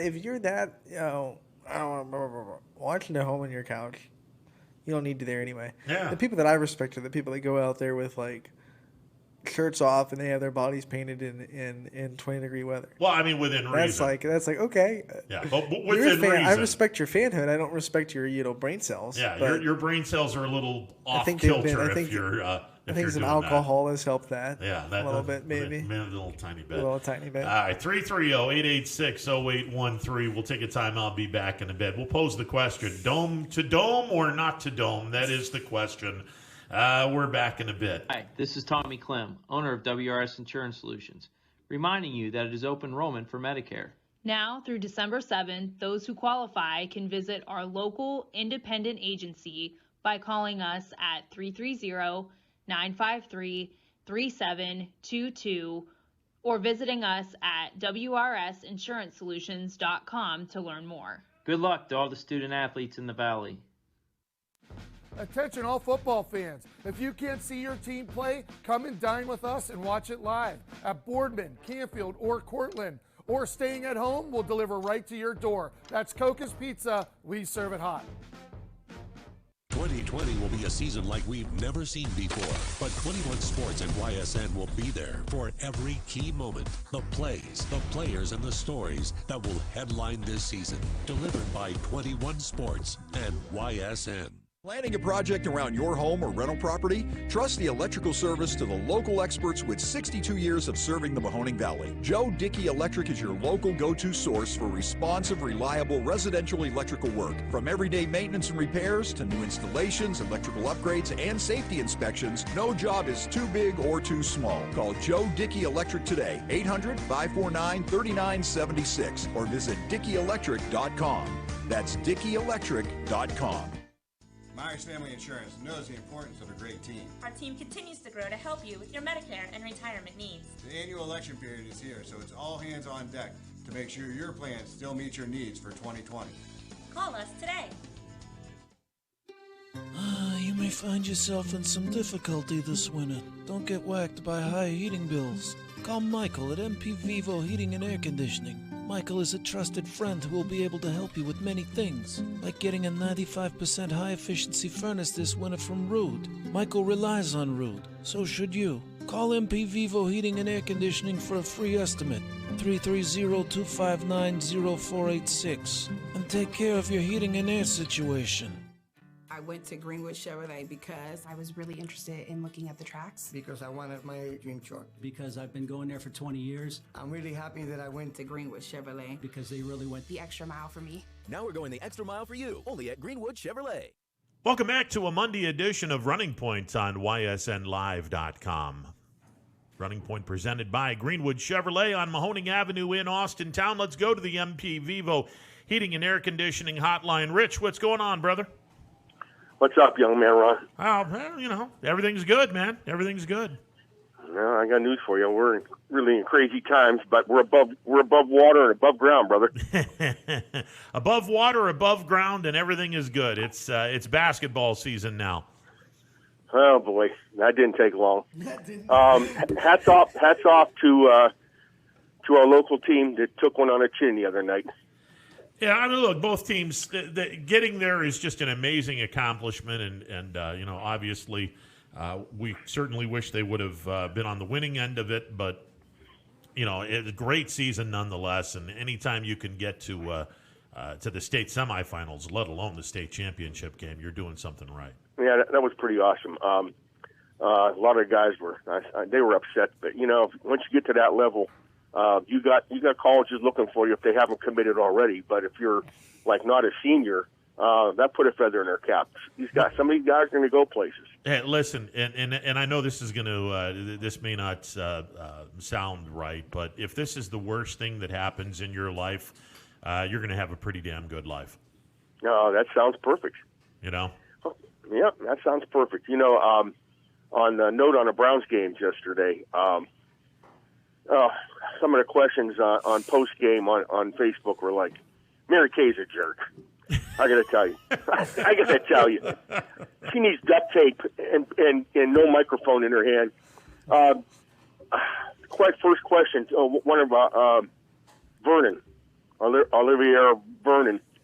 Well, did you guys have a team meeting and dedicate this game to Miles? He goes, no. No? Yeah. That's... Oh my! This is all she has. I mean, really. Well, but, really, I'm sorry. I know that question was kind of, but the Browns earned that question with what they did in the Steeler game. This one's for Miles, so I don't feel bad about that question because I think the Browns kind of walked into that. Well, okay. The guys, these guys stepped up yesterday. I know Philadelphia isn't all that, but linebackers look good for a change. Matt's back healthy, and these kids stepped up. Well, look, I want to caution. I want to caution Browns fans with something. And look, 7-3 looks fantastic, and it's a great record. And they are one of the 7 teams right now, if the playoffs were to start. But you still got 6 games left. I think that the defense has looked good, and Mother Nature has a tremendous assist to the defense looking good. We have not seen the Browns play in good conditions in the last few weeks. And I think the last 6 games of the year, hopefully this defense continues to improve. But I want to see what this defense can do against a good team in a good environment where the rain isn't pelting down, the track is dry, and the weather forecast is solid. I want to see the defense perform on that level when everything is good weather-wise. Oh, I agree. Everybody said our schedule's weak and mushy. Well, Pittsburgh and Baltimore and Cincinnati play the same NFC East. That's just the way it works this year. You know? They're playing the same 14 teams that the other teams are playing, except the two games that are differing are the in Cleveland's case, the third place game against the AFC East and one division. West. I'm sorry, the AFC West and one division in the NFC. And that's just the roll of the dice. The other 14 games, divisional games, are the same.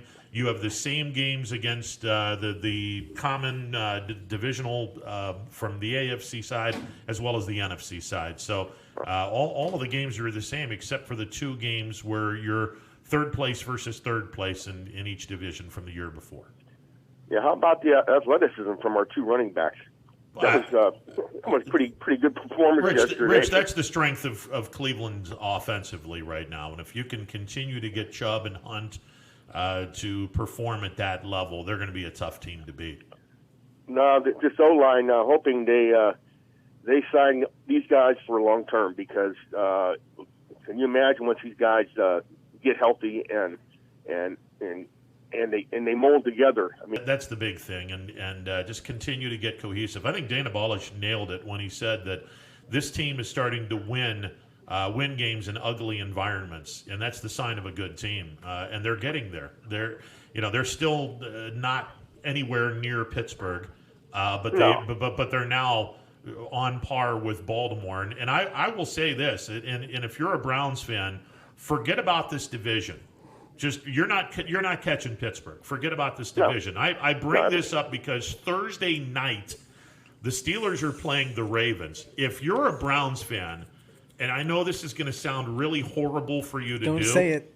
If you're a Browns fan, I will. You got to root for the Steelers. Absolutely, you do. No. You must root for the Steelers because if the Ravens lose on Thursday night in Pittsburgh, Cleveland has a very winnable game against Jacksonville, albeit down in the First Coast City. But if the Browns win and the Ravens lose, now you're looking at a 2-game lead where Baltimore would be 6-6. I'm sorry, 5-7, and the Browns would be 8-3. The Ravens would be 6-5. I mean that's where it would be. I mean I'll take that. You're looking at a 2-game lead now, albeit Baltimore has a head-to-head advantage over you, but that only comes into play if it's a tie at the end of the season. So if you're a Browns fan, it's painful to do this, but you got to root for the Steelers on Thursday.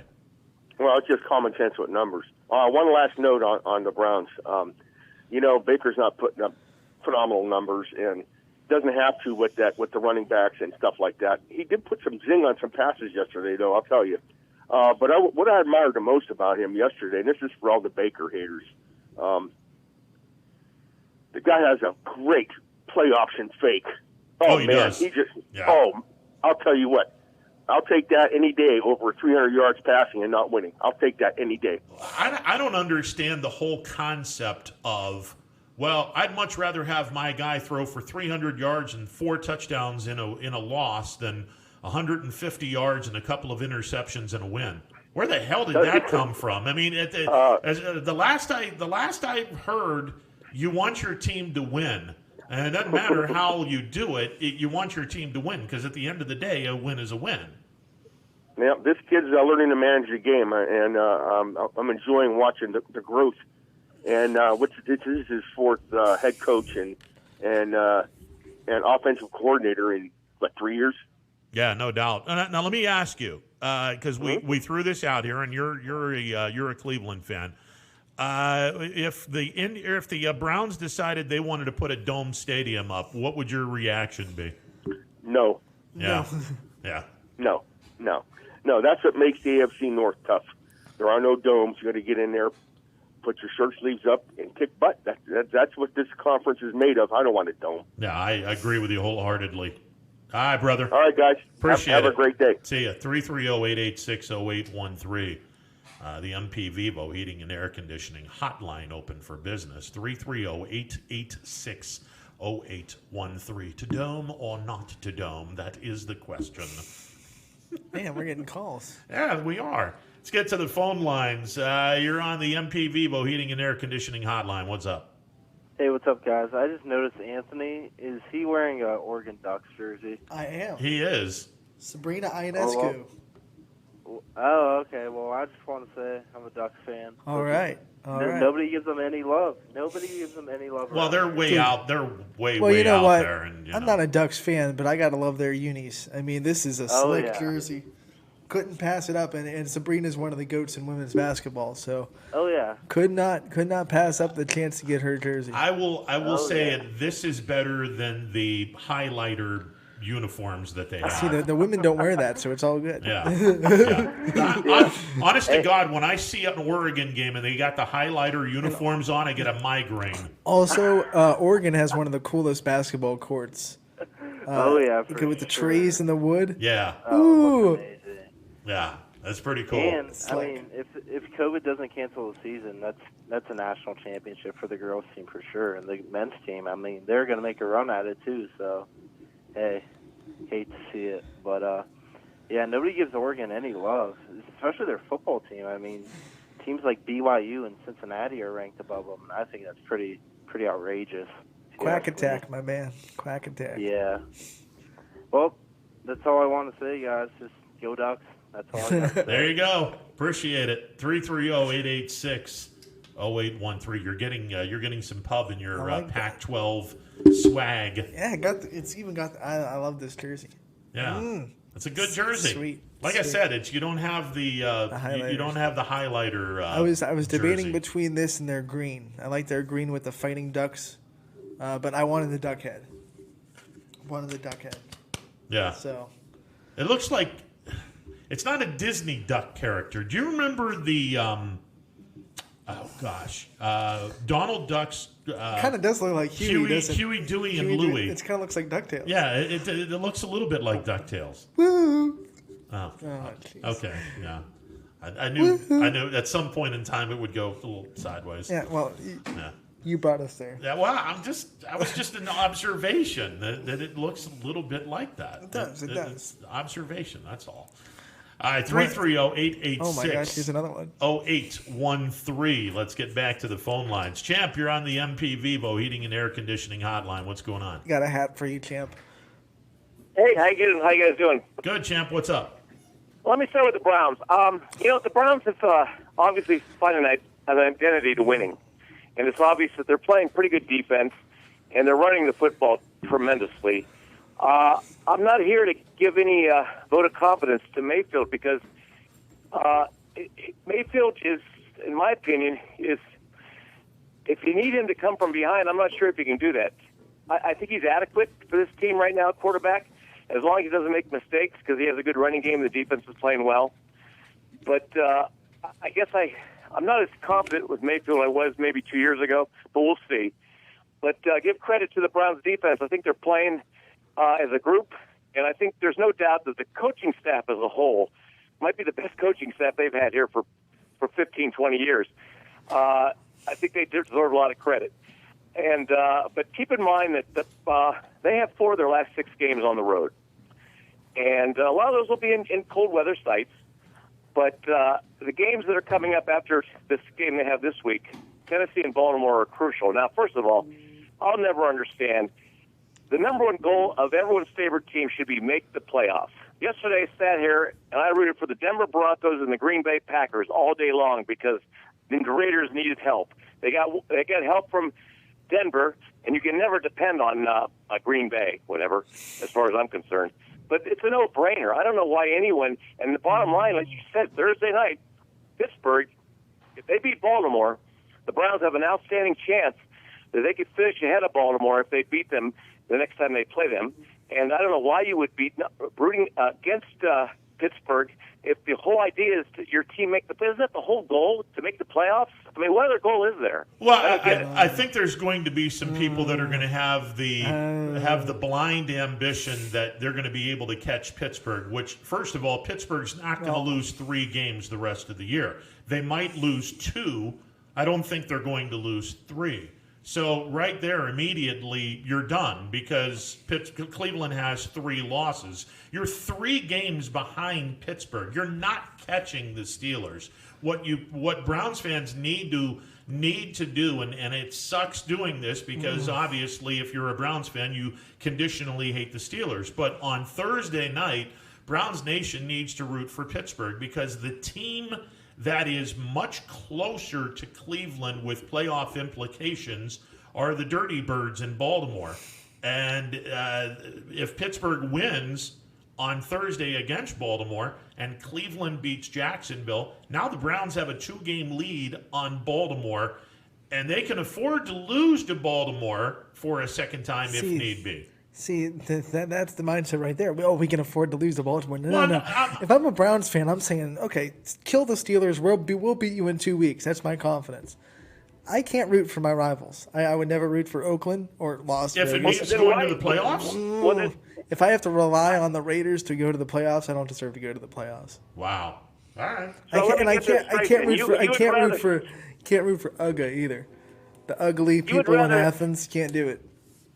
You would rather have the Chiefs go 2-14 every year as long as they beat the Raiders twice. You'd be satisfied for that for 20 years straight. I'd be up for that. If we beat the Raiders, they need to find another sport to root for them because I wouldn't be okay. Is ridiculous. I wouldn't be okay with 2-14, but if I had to go 2-14, those 2 wins better be against the Raiders. Well, if Georgia Tech has to go 1-11, our 1 win better be in Athens against Georgia, and then that'll make everything fine. Well, the top priority for me every year is getting to the playoffs. Well, of course it is, but easily. There's no other goals in mind. Nothing else matters, as far as I'm concerned. Okay. Anyway, but the Raiders better be rooting against the Browns if they want to get into the playoffs. Well, not necessarily, because the Raiders would like to see the Browns beat Tennessee. That would help. That would help the Raiders. But now let's talk about this game last night. First of all, I've been following sports a long time, but I'm going to make a statement that maybe you won't believe. But I think Patrick Mahomes might be the best quarterback in my lifetime. And I'm only saying because does he have any weaknesses? I mean, the guy rolls left, rolls right, throws accurately, doesn't get sacked. He feels the pressure. Granted, he's got weapons, but I got to tell you, this guy, I think of Dan Marino with his quick release, how good he was. But Mahomes is literally unstoppable. And this offense is unstoppable. And I think that Mahomes is, to me, is the best quarterback in football. All due respect to Aaron Rodgers, because I thought he was before that. But Mahomes is unbelievable. And I think that there's something about him. All these teams that passed on him for whatever reasons, boy, they really blew with this guy because he is unbelievably talented, and he's in my conversation with the best quarterback I've ever seen, even though he's only played 3 years.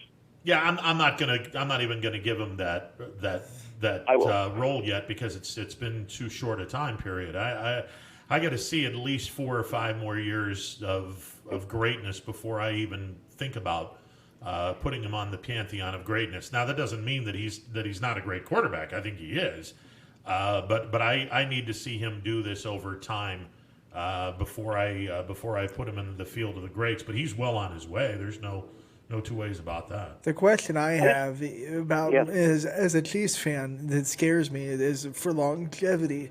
Is these arm slots he's throwing off of eventually? I have to feel like would wear on your shoulder. You're not throwing out, you're throwing this and you're throwing this, and you can, almost underhand it if you need to. I gotta admit, it's not comfortable. It's not the way the human body was supposed to throw a ball. I gotta imagine at some point, maybe 3 or 4 years down the future, that starts to wear down on the shoulder a little bit. I hope not, as a Chiefs fan. I hope he's able to have that kind of dynamic ability to throw from any spot on the field for as long as possible. But I just don't know if he can continue to throw from any arm slot he has to get the ball to his weapons. Yeah, I think he just flings it. I mean, he's just a natural. And the only thing that worries about him, I mean, I don't know right now. Obviously, you always worry quarterback getting a knee or someone falling on him hard. But he never seems to get sacked hard. I mean, he's like to Wilson. He never seemed like someone ever hits him hard. And maybe that's instinct. He could feel the pressure, be able to move around the pocket. I just, for sure, right now, I don't know if he has any weaknesses at all. The only teams that have managed to slow him down, you have to get pressure with 4, or you're not going to do it. And San Francisco did it in the Super Bowl. The Patriots did it in the first half of last year's 2 years ago, AFC Championship game. If you don't get pressure with 4, then you're in a lot of trouble. And I'll say one other thing about last night's game. I remember when John Gruden was hired as coach of the Raiders, the big conversation piece or talking points was he doesn't like Derek Carr. And even though I never heard him say that, well, Derek Carr, I think the best thing that happened to Derek Carr was John Gruden. I just think he wasn't coached up very well with the other coaches they had with the Raiders. And keep in mind that Derek Carr's older brother, who played, in the NFL, when Derek Carr was 13, he was actually breaking down Finn's high school team. Derek Carr is like Gruden. He is he just talent around. I don't think he was coached up. And it's funny because everyone talks. Gruden didn't like Derek Carr. Gruden lives. Derek Carr lives in houses on the same street. They're neighbors. I mean, I think that relationship has grown. And Gruden took over the Raiders the first time. Davis had all these 80 yards in the air. We didn't want him. He went out and got Rich Gannon. And Rich Gannon did pretty good. He was the MVP. And Derek Carr reminds me of Rich Gannon. He's younger and he's got a stronger arm, but he's perfect for this offense. And I think he's the most underrated quarterback right now. But I think Gruden is the key to success. I've seen him in 3 or 4 games. Playing pretty good football right now, and he's not making mistakes, and he's confident. If you watch that game last night where they didn't have the fans and hear those 2 quarterbacks barking out all this kind of stuff, it was excellent to watch them. 2 quarterbacks are very comfortable in their respective systems, and I think Derek Carr, to me, is not talked about enough right now. He's playing pretty good football. Yeah, he's doing okay. I mean, and the Raiders are playing very well as a team. Outside of Kansas City, I think the Raiders have the best offense in the NFL right now. The way they're running, they just have it running. They have a good chemistry. They have a good game plan. They execute it really well. I think Cleveland would like to have a conversation with you right now. Offensive-wise? Oh, yeah. You think Cleveland has a I think when the weather is good and they're not playing in crappy conditions, Cleveland has been able to put up a lot of points. But, unfortunately, they have that disadvantage of the crappy weather. Oakland's been the only team to go toe-to-toe with Mahomes, and they did it twice. So yeah, I think the Raiders' only problem is they're very, very young. And look at like Hunter Renfrow is like the senior receiver, but they have a young running backs, young tight end. They have defensive backs. They're a very young team. But I right, is their team playing? City is better off. Champ, your phone is starting to break up. Yeah, your phone is starting to break up. Okay. We're catching every other word. Appreciate the call, and I definitely understand where you're coming from with that. They're playing well, and they're a year ahead of schedule, I think. Well, yeah, and Derek Carr has been locked in against Kansas City. 2 games against Kansas City, he's 9 of 11 in balls 30 yards or more. The rest of their games, he's 9 of 22. So something against Kansas City, he's really locked in. I don't know what it is, but that was a good game last night. I was listening to our YSN coverage of the Springfield game. I was watching on my iPad Hell in a Cell, what the hell was the WWE promotion from yesterday? I was watching that, and then I had the Raiders Chiefs game on the TV. So I'm doing 3 things at once. Survivor Series last night. My apologies to the wrestling folks out there. So I had on my iPad, I had the Survivor Series going on.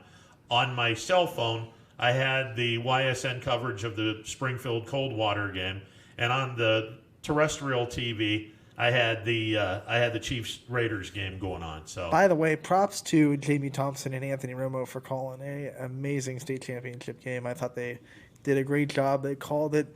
Their heart was in there for Springfield, which is what YSN is about. I mean, you could feel it when they did something good.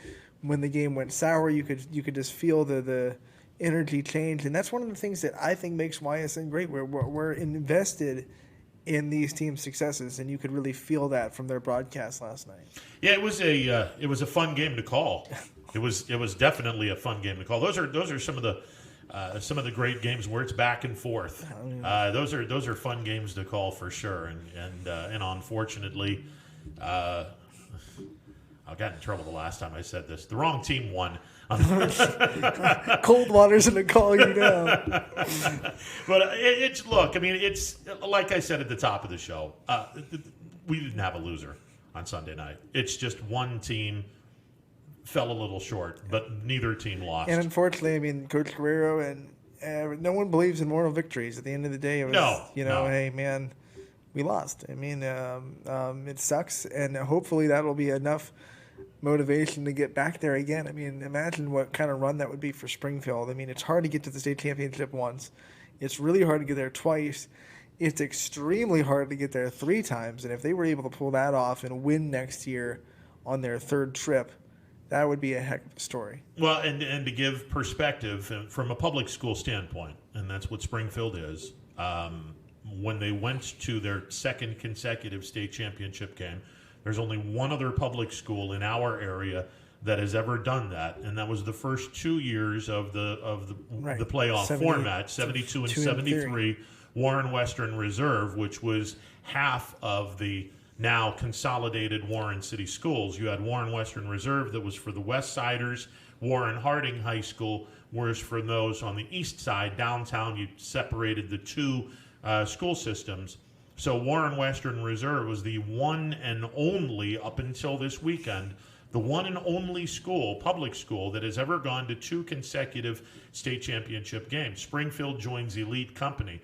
Now, if Springfield were to do it a 3rd time, they would be in rarefied air, where no other team in our area has ever gone to 3 straight. No other public school team in our area has ever gone to 3 straight state championship games in football, and that's something. Look, a lot of people are coming back for Springfield. They lose a bit. They do lose some. They lose some serious but talent. There's a lot of talent, especially on the line and on the defense, that comes back, and of course Brungard comes back.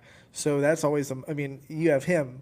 That's half the battle right there. Well, in the quarterback position, which is so incredibly important, you got to have. You got to have a veteran there to. He's going to to have so much experience. I mean, he didn't make a lot of mistakes this year. I'm sure if you dove into film, you could pick things apart, things that maybe he didn't read well or whatever. Coach Guerrero is going to go into next season with a senior quarterback that has probably seen every kind of defense thrown at him by this point. How do you stop it? You don't. You can't. Coldwater couldn't stop it, and they have defensive linemen committed to D1 schools. It's a good team. It's a good team. and like I said, to quote our buddy Emmanuel, well, God. Yeah, well, and again, the challenge. If you want to put a challenge in front of that team, no team, no public school in our area has ever gone to 3 straight state championship games. I might argue games. that it's easier to go to the 3rd than it was to go to the 2nd, because after going to the first one, you come into that 2nd season with unknown pressure on you, like you're not used to everyone expecting you to go to the state championship again. But now, after going through this year, that whole team is used to the expectations. They handled it all year. Sure. They didn't sleep on anybody. They understand what it takes to get back. So it might be, it's always hard to get to the state championship, but it might be a little bit harder this year than it will be next year from a mentality standpoint to kind of gear up and get ready to go back to the state championship. Well, anytime you can go to multiple state titles, or in the pros, multiple championship games in a row, it just there is an amazing accomplishment within that is, and unfortunately, if you don't win a championship, it gets lost in all of the you went to 4 straight Super Bowls and got destroyed in 3 of the 4. Go back in history and name me another team that has done something like that. You can't. So that would history have been kinder to a team that won one state title or won one championship if you go to 4 straight? Obviously. But the idea that any team can go to 4 consecutive or 3 consecutive state championship games or national championship games, and that's ridiculous. I mean that's ridiculous. You've got to be, you got to be special to do something like that. To do it twice is an amazing accomplishment. If Springfield can do it next year, oh my God, that's win, lose, or draw. That's an amazing accomplishment. And I think that there'll be a favorite in the area to when we're talking in August. Hey, who do you think has the best chance to go to a state championship game? Springfield will be at the top of that list. They'll definitely be on that list, and they'll probably be at the top. They've earned that pedigree. Well, I mean, look, you go there 2 straight years, and like we said, you have arguably the most important position on the field is taken care of by arguably the best quarterback in this area. You pretty much have a pretty nice little. And next year, when because Kim Hollabaugh will be graduated, he between there are a couple good quarterbacks, and we're blessed with really good quarterbacks in this area. But there's some good ones. But Bo, my word, the run and pass combination of he the throws two. Such a nice ball. Yeah. Have you seen him? Like you've seen him throw? Yeah, he's got a nice ball. He's got good arm strength. He throws the ball tight spiral. He's definitely talented. There's no 2 ways about that. And it's the run pass option separates him from everyone. And I think that Springfield's. And they're going to be a lot of fun to watch next year. He's also he's got the good head on his shoulders. He's a good leader. He understands what it's about. He always gives thanks to his teammates in the line when people praise him. Yep. He's just, you can't ask more from a kid. I mean, the glory doesn't go to his head. He doesn't have an ego. He leads, and it's just it's fun to watch. Yeah, it is. Especially when you watch him in basketball, you really get the sense of how good of a leader he is on the basketball floor, because he doesn't stand out as much on the basketball court as he does on the football court, which is hard to live up to what you're doing on the football field. Football court. Yeah. Football field. It's hard to live up to what you do on the football field when you're Bo Brungard and you can do all these things. But on the basketball court, he's just to do whatever coach asks, do whatever role needs to be done, and I'm going to lead this team. And that's really what's fun to watch him as an athlete, lead in the sports that, he shines in football. He's good at basketball, but he leads in those other ancillary sports that aren't his, A-list sport. Well, like we said yesterday, in a game that was everything was thrown but the kitchen sink in the Coldwater Springfield game, the real winners were the college coaches that were searching out for kids that can go on scholarship. They saw 2 great quarterbacks, I'll tell you that. Well, and there's some other kids. Like I said, I don't think Coldwater's best player is their quarterback. I thought their best player on that field last night was Stella Mckibben, and 351 all-purpose yards is my argument. Right. That kid is ridiculous. Now, Dana brought up some pretty good performances of past area players in state championships. Yes. Where do you think Bo Brungard's last night stands? I mean, he had 5 total touchdowns. He was god near unstoppable. I rank it high. It's top 3. It's definitely top 3. Between him and Keith Teague in 2010, what he did to Coldwater was not fair. Yeah. You couldn't even tackle. I mean, I think it's between those two. It's definitely up there. There's no 2 ways about that. It's definitely up there. I think what separates, and unfortunately, Teague's came in a winning effort. But that Ursuline team was that was crazy. They were ungodly good. That was just a 3-year incredible run. And look, Ursuline's going to have a lot of talent back next year. Next year is going to be a lot of fun for the area. It just is. But that's down the road. We get basketball. We get basketball to talk about. I think 5 games on the network tonight. Yeah. So definitely. Let's go. We're back to. Speaking of basketball, we are going to hear from the men's play-by-play broadcaster over at YSU. He normally joins us on Thursday, but, well, we're going to be busy on Thursday. Eating some turkey. I don't know about you, but I'm going to be busy eating some turkey on Thursday. And hopefully 2020 is not a year where the turkey sucks. Because that would be typical 2020, let me tell you. We'll hear from Rob Schmidt coming up in just a bit as Anthony 2020 goes. turkey. Yeah, it's a 2020 COVID turkey. Get this Where'd away you get from these me. birds? Yeah. Wait, as God is my witness, I thought turkeys tasted better. We're back in a bit. Stick around. Baird Brothers remains your source for fine hardwood products. For the time being, we're open for customer pickup only on weekdays, 9 a.m. to 4 p.m., and Saturday from 9 a.m. till noon. Place your order online at bairdbrothers.com. Baird Brothers, for the place you love. Quality, customer service, and integrity.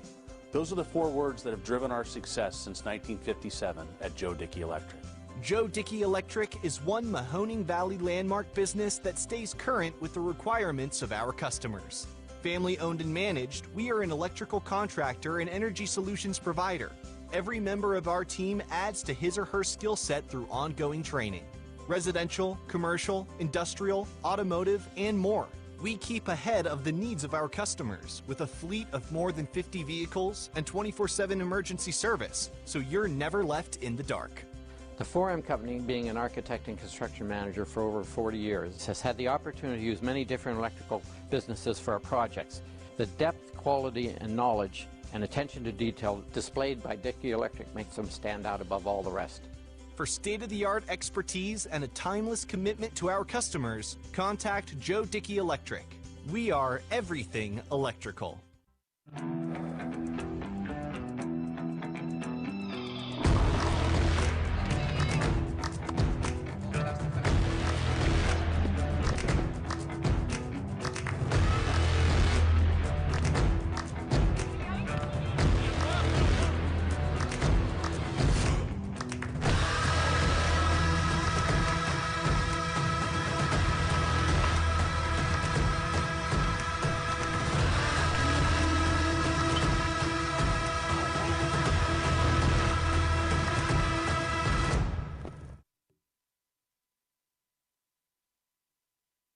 Armstrong Local Programming has always delivered an exclusive and unique perspective on the very best events your region offers. High school sports, community events, parades, all your favorite shows from Armstrong are now calling the Neighborhood Channel their home. Watch Out and About, Locally Speaking, and many other great local shows right here on the Armstrong Neighborhood Channel. Find out everything that the Neighborhood Channel has to offer at ArmstrongNeighborhood.com. Spirit, town pride, local communities. Welcome to the neighborhood. Right now is a great time to get more for your trade-in at Tri-State Ford and drive home in a new or pre-owned vehicle. Choose from our great selection of new Ford models or pre-owned vehicles. Plus, get the Tri-State Ford Advantage, including a 10-year, 200,000-mile warranty and more. At Tri-State Ford, we'll pay you top dollar for your trade, but you don't have to purchase one of ours to sell us yours. Customer focus, community driven. Tri-State Ford East Liverpool or visit tristateford.net. Welcome back to a Monday edition of Running Points on ysnlive.com, presented by Greenwood Chevrolet on Mahoning Avenue in Austintown. As we go to the MP Vivo Heating and Air Conditioning Hotline, we find the voice of the YSU men's basketball program, Mr. Rob Schmidt. Mr. Schmidt, sir, how are you today? We're getting ready for a holiday weekend. Should be playing basketball on a Wednesday, but that's been kind of put on hold, as we all know by now. Yeah, and not only those games, but the game against West Virginia now put on hold. And you kind of sort of saw that coming, given the fact that YSU's not allowed to restart their practicing until November 30th, and the game was scheduled for December 2nd. It was kind of out there that there was a chance this game would be postponed, and unfortunately it is. Is there any makeup date that's being thrown out there as of right now, Rob? You know, I checked on that today for you, and I'm not sure that they've been able to settle upon a makeup date, you know, between West Virginia's non-league schedule right now. I mean, they're playing, you know, they're supposed to be playing this weekend out in Sioux Falls, South Dakota, and then they've got, you know, games against Robert Morris scheduled in Georgetown. So I don't know when their schedule will allot for it, but I know that they're trying to work out a date. I think our men's team is also, trying to wait and find out, when are they truly allowed to have everybody back on the floor at the same time, and how soon can they actually go play as opposed to just practice coming out of quarantine. So, the word I got today on any kind of scheduling is they're still kind of in a holding pattern.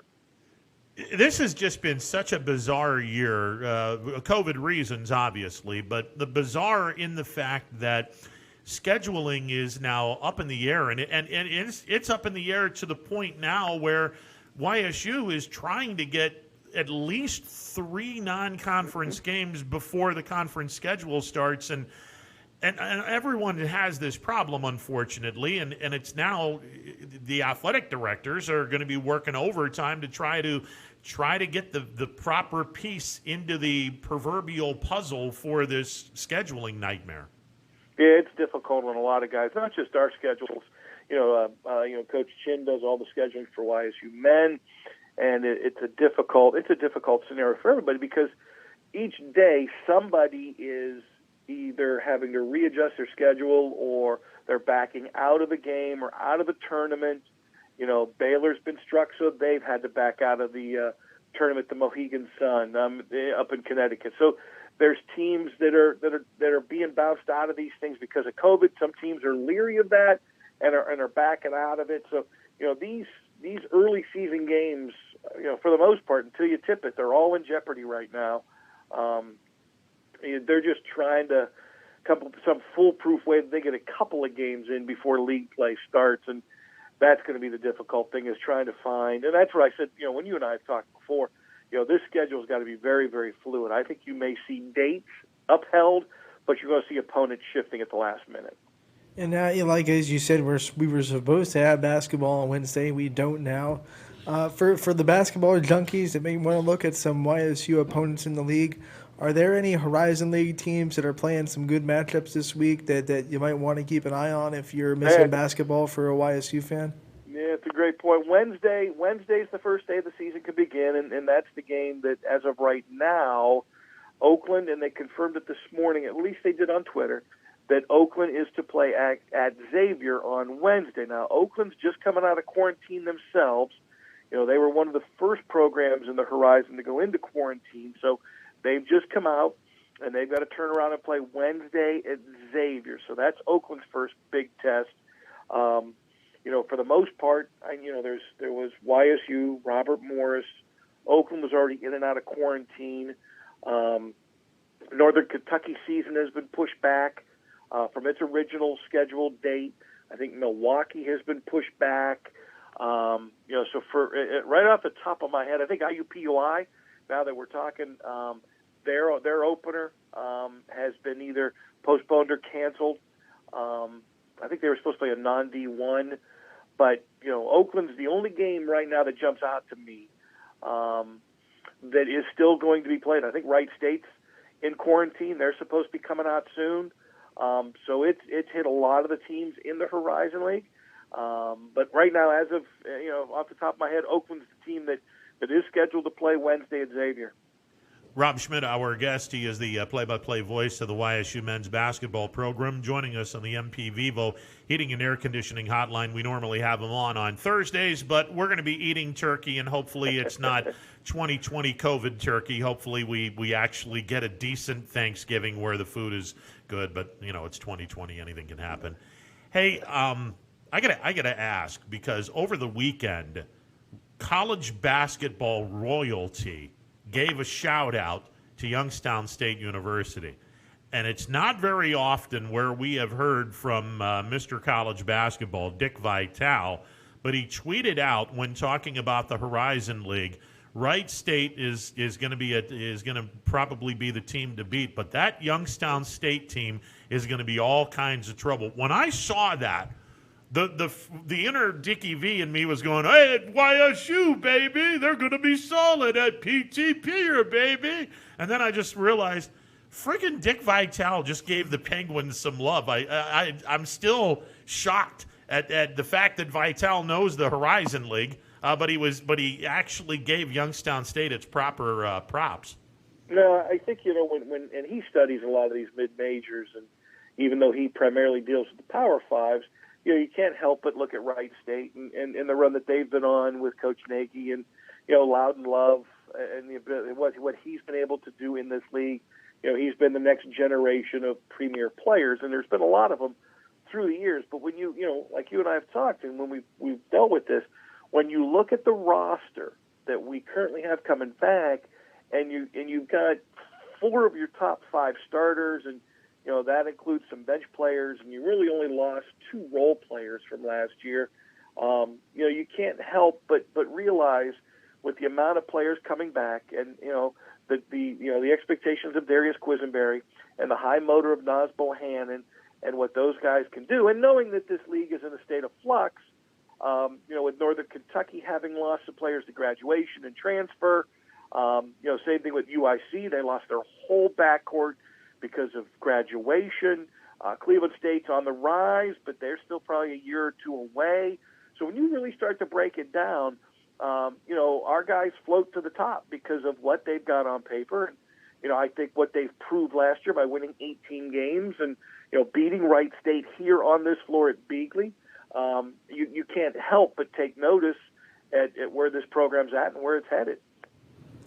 Yeah, and when you look at how this kind of shutdown is going to affect the play inside the Horizon League, do you think there are any teams that maybe can catch some teams off guard because of the shutdown and the fact that they'll have to play them on maybe 1 or 2 games before? Do you think there are any teams like that in the Horizon League that can jump out and surprise people? Well, I think UIC is going to be one of those teams.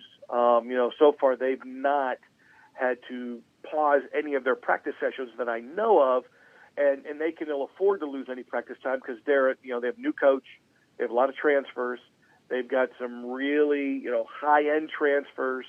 I think UIC is a team that could surprise a lot of people because they lost that very talented backcourt led by Tarkus Ferguson that they had last year. So I think UIC could be a surprise.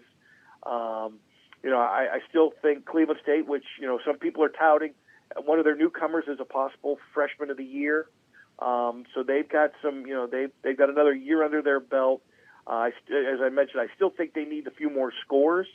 I never put anything past Oakland. I think Greg Campy does a great job, and even though he's got a young backcourt or even a younger front line, having lost his 2 big post players and Brad Brechting and Xavier Hill-Mays, I'm still never put anything past that guy. I think he's a very good coach. I think he gets the most out of the players. I think he's got a great shooter in Rashad Williams. So I think they'll figure it out at Oakland. You know what you're going to get out of Detroit with Antoine Davis. The big question is, do they have any pieces that can help him? And right now we don't know that. Everybody's got to be. You've got stuff on paper, but we haven't seen anybody in person yet. So, Detroit, if they can get some people around Antoine Davis because of what he can do, they can make a move at any time because he has that ability to go off and get you 40 a night. And if you get anybody inside that can help out down low, they could be dangerous.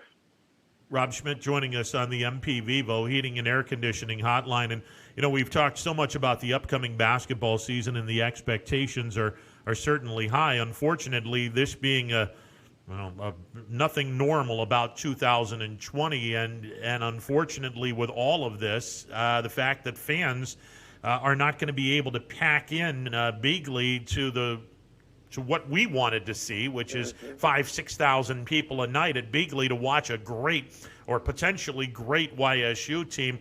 The fans and the little amount of fans that are allowed at Beagley, what is the latest in that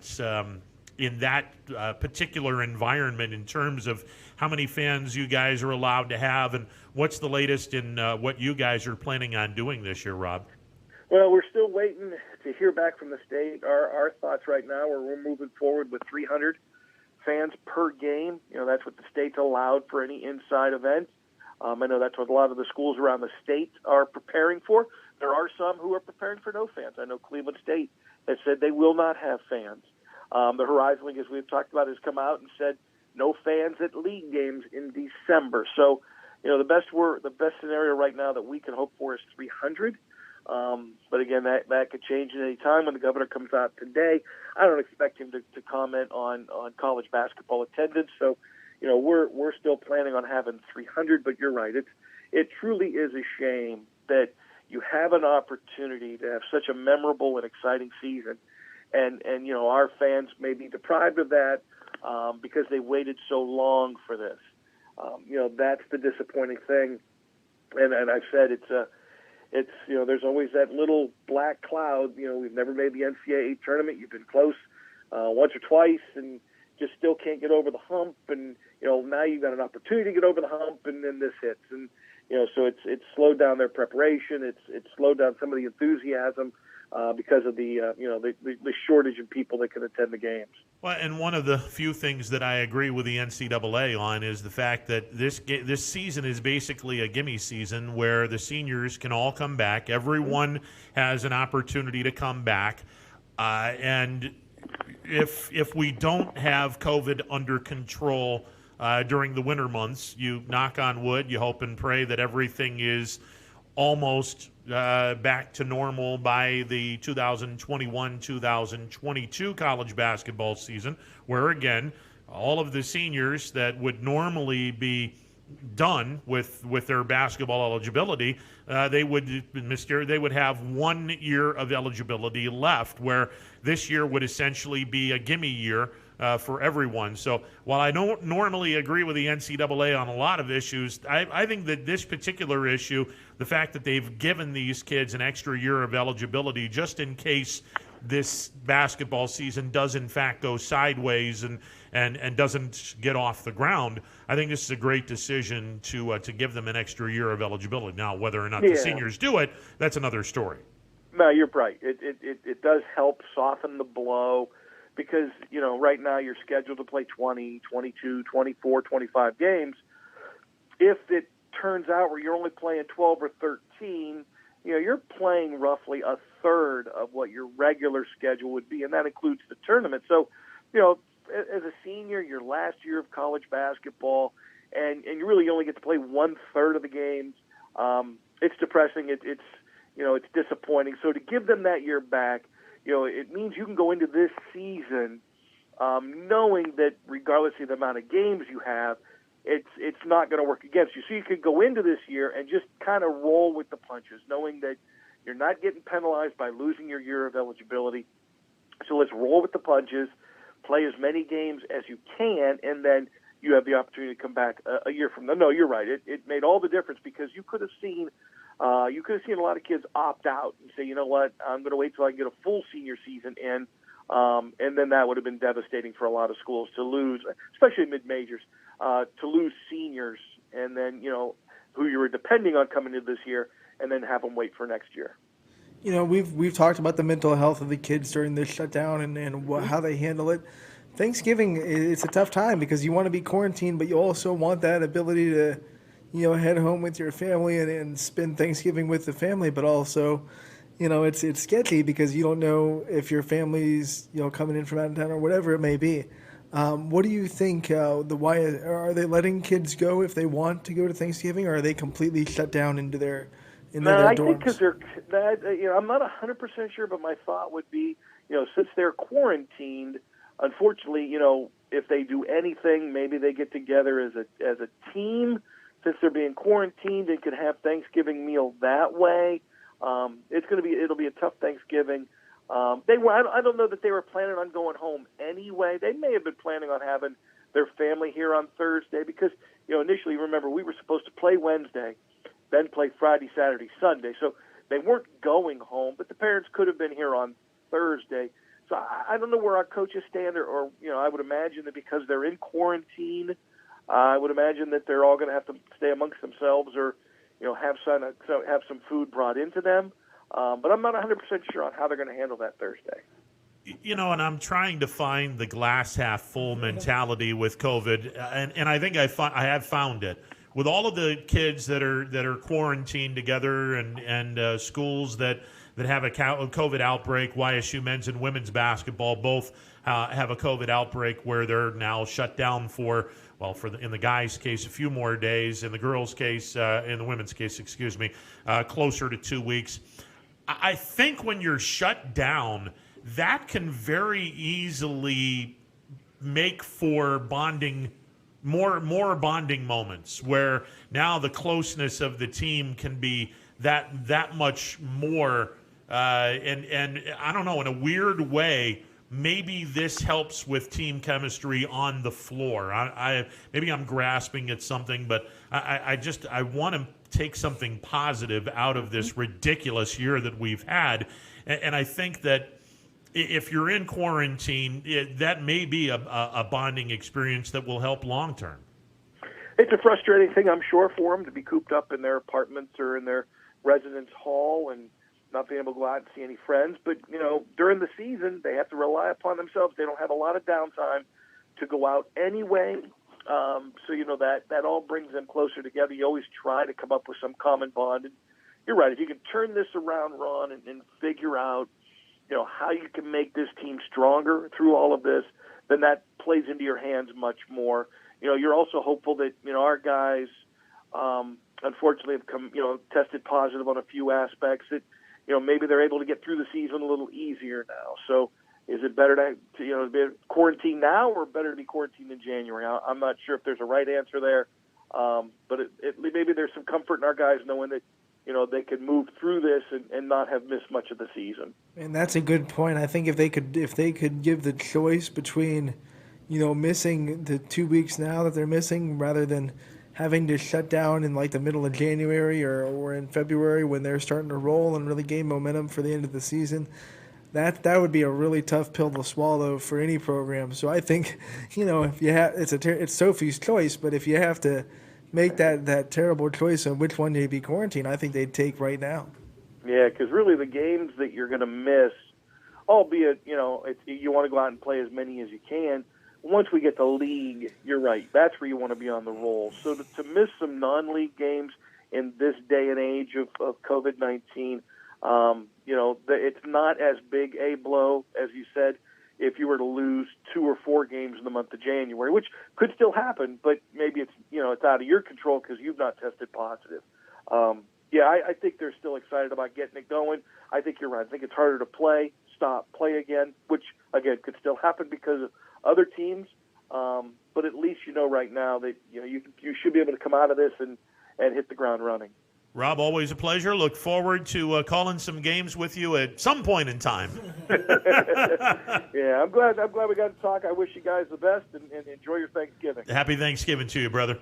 All right, guys, take care. See ya. Rob Schmidt, the play-by-play voice of the YSU men's basketball program on the MP Vivo Heating and Air Conditioning See if Rob hotline. wants to call a high school game while he's shut down with you. There you go.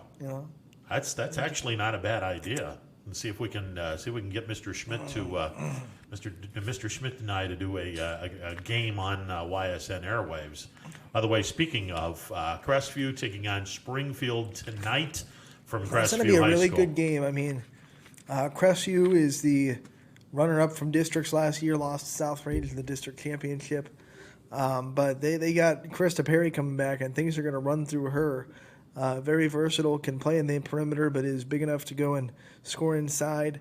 And then when you're talking about Springfield, they have a young kid, J.C. Mullen, that could really do a lot of good work. She's 5'10", a sophomore. She's one of those versatile kids, too. She's athletic enough to play in the guard. She's listed as a guard/forward, but she's 5'10", so she's going to cause some problems as well. Yeah, it should be a great year for both teams. All right, let's get back to the phone lines. You're on the MP Vivo Heating and Air Conditioning hotline. What's going on? Hello? Yeah, okay. They hung up. Yeah, we'll have that. And we'll be sure to get a hold of some coaches by, in the next couple of weeks to preview the basketball seasons, I think when you look at the girls, since we'll take this call and then we'll continue that conversation. All right, let's get back at it. Thanks for waiting. You're on the MP Vivo Heating and Air Conditioning hotline. What's going on? Hey, Ron, this is Anthony Romo. What's up, brother? How are you? We're good. I was going to call in earlier when you guys were doing a little. Springfield game, but I was in class, so I figured I'd have to fit this in before your show went off air.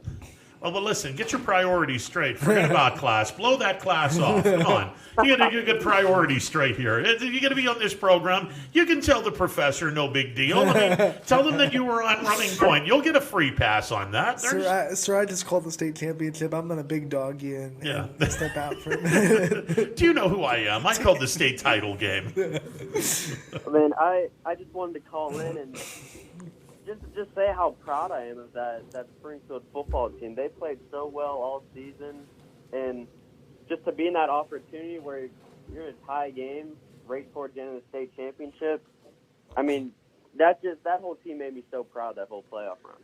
Yeah, it was an amazing run to say the least, and you know, the excitement the last 3 weeks. Springfield winning last seconds in the regional championship game, state semifinals. Here we are in the state finals, come down to the final play. Unfortunately, the shoe went on the other foot this time around, but still just a great, and I said this at the top of the show, there were no losers last night. That was two teams that played their ass off, and unfortunately one fell short, but Nobody was a loser Sunday night. That was a great high school football game.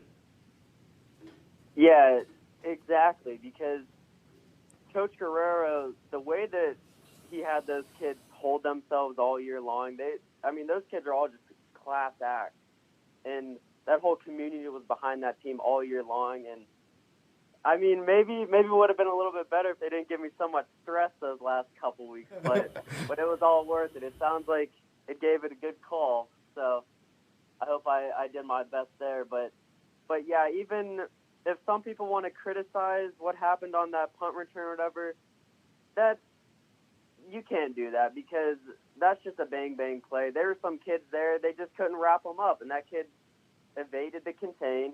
And leading up to that point, maybe there's some things that both teams could have done better that they weren't in that situation. But there's nothing you can do. I think Springfield played so well all game. Bo Brungard played the game of his life. I mean, man, he just solidified himself as one of the best players in the Valley. If people weren't already thinking that, I mean, you can say, okay, they're in Division 6, but I think Bo could really hang around with any team in the state. I'm just going to be honest, any team in the state. He just has that skill set that any night, any game, he's going to give it his best, and he's going to keep his team in that game. Romo, you got to experience firsthand the community support that Springfield gets. They embraced you as a part of Tiger Nation during this playoff run. Can you just speak from your perspective on what makes that community special and how well they support their teams? I think what just makes that community so special is, I know someone on the Power Hour a couple weeks ago touched on it. When you're just driving through that city, every single business, up and down every street, there's all these signs that they're just behind their team. Go Tigers, go win this game. And even like being at those home games in the playoffs, the atmosphere was just crazy. I mean, I know they couldn't have as many people there as they wanted to, but the fans that could get in, they were loud, they were proud. And what more could you want in small town football? I mean, Springfield's not the biggest city. It's one of those cities where like everyone in the city knows everybody. So everyone has those connections all around, and they just were behind that team every single night. It's one of the reasons why I love the small schools, and you know, I was a product for the first few years of going to school in one of the larger schools in the area in Boardman, and then my father, for reasons to go into business for himself, brought us down to Leetonia. You get the sense in a small school, you know everyone. More importantly, and you nailed it, Romo, it's when your team is going well, everyone gets behind the football program, the basketball program, the school in general. Everyone gets behind that school, and there is so much pride in New Middletown and the folks that are in a part of Springfield Tigers Nation. It's a great school system. The people in that area are fantastic. They salt of the earth people. I love the smaller schools in this area. When they all get together and band around their school, it's a cool thing to watch. Yeah, like you said, like everyone in that city was behind that team. And you like last night could have been hanging your head a little bit low. That was a tough way for the season to end. But if you look back on it, I mean, you have so much to build on for next year. I mean, you have Bo coming back. You have some assets coming back in Slike. You have Nesbeth, I believe, coming back. They have the pieces there still for next year. You still have that regular season winning streak. You haven't lost a regular season game since 2018 against McDonald's. And a good chunk of those kids on that team, you don't have too much time to hang your head too low because hopefully you have this basketball season coming up. And I know their team's going to be pretty well this year if they can get that season in. So, yeah, let's hope that Springfield can make another deep run. What are you looking forward to most now that we're transitioning right into basketball season at YSN? We don't have any rest. You know, you call the state championship, and we have games on the network tonight. Well, what are you looking forward to the most when you look at the basketball season and the games that you'll get to call? I think that what I'm looking forward to the most this basketball season is how teams come out and play just as a whole, because I know that it's hectic. It's any given day, you don't know what's going to happen. So these kids just have to give it their all every day at practice. And you'll see the kids that come in and prepare every day at practice when they're on the court, when the lights are bright during game time, because I think some teams are going to set themselves apart from the rest. But I'm just excited, man. I hope we can still get some pretty good atmospheres in these games with such little fans. Oh, I'm sure we will. We got some pretty good atmosphere during the football season, and I'm sure that we can get some loud people in the gyms. Albeit it won't be a standing room only crowd in the gym, but I'm sure there will be some pretty good atmosphere. And who knows? By March we might be able to fill up a gym by tournament time. That would be nice. I mean, we don't even know. This situation has been so fluid. We don't know what will happen in 3 or 4 months. So.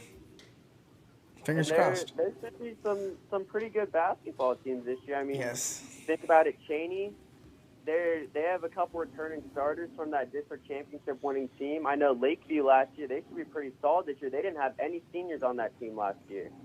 That was a lot of underclassmen getting a lot of experience, so they should be a team to look out for this year. Poland boys, yeah. This year they have some kids returning. Then you have the West Branch girls. I mean, the future's looking bright talent-wise for the Valley. No doubt. Now, unfortunately, it sucks for the city schools in Youngstown that they're going to be shut down until January, so they're not going to have a full season, and they're going to probably be behind the 8 ball for most of the year because they're not going to be able to play basketball until after the first of the year. But that Cheney program could be a lot of fun to watch this year. Yeah, that's for sure. I mean, they have Sherrod Taylor, Cam Lawrence, Quincy Jones, all returning that were starters on that team last year. And we saw how lethal they were last year.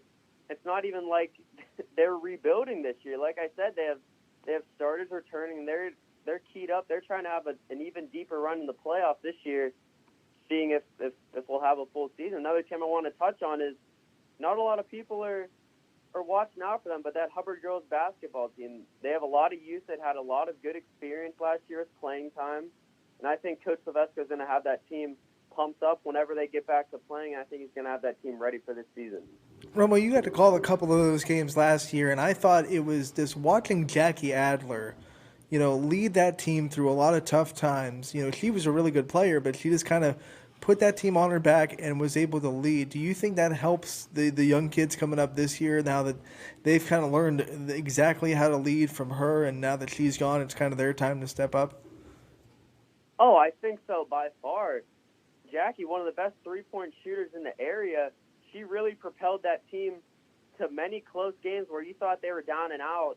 I know we had this Christmas tournament in Brookfield where she scored like 12 points in the span of like 3 minutes. And that just lifts the spirits up of everyone around her.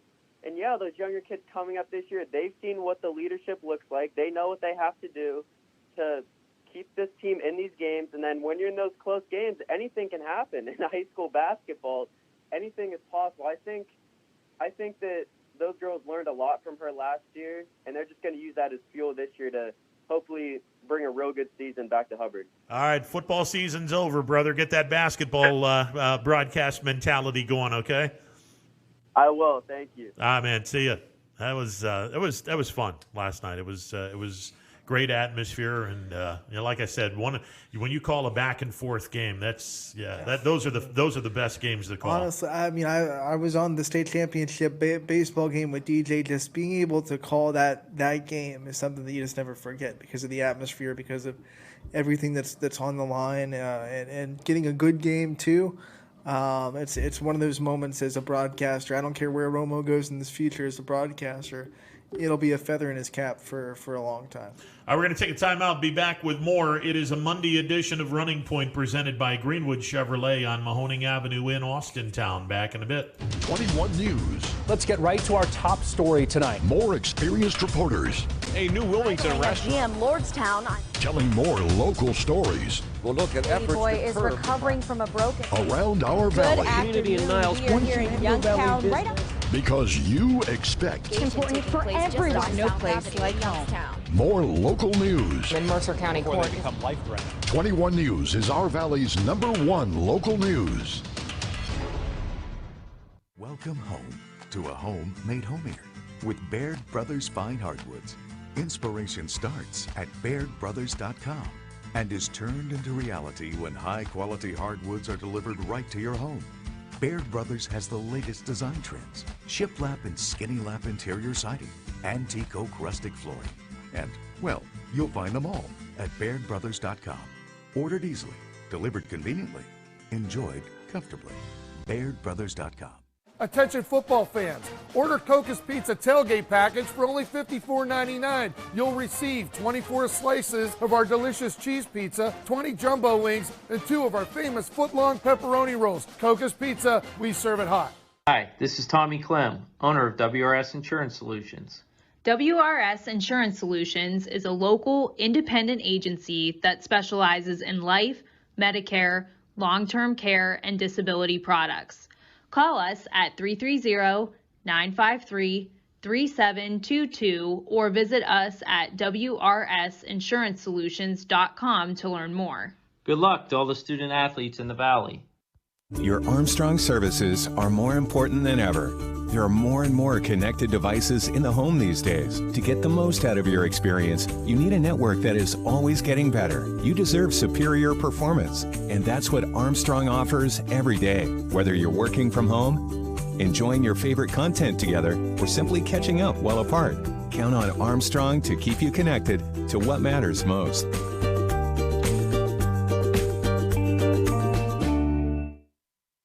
I went to Greenwood Chevrolet because I was really interested in looking at the tracks. Because I wanted my dream truck. Because I've been going there for 20 years. I think whenever we go there, whatever car we're looking for, they have tremendous inventory. If you're looking for people who care about you, Greenwood is the place to go. You know, it's like family there. The girls know me in service. It's Miss Kim in the Tahoe. I'm really happy that I went To Greenwood Chevrolet. Because they really went the extra mile for me.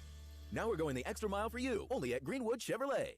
For heating, cooling, and indoor air quality, the Mahoning Valley trusts MP Vivo Heating and Air Conditioning, offering worry-free repair, service, and installation. Call MP Vivo today for a free estimate. MP Vivo Heating and Air Conditioning. We're your energy-efficient experts.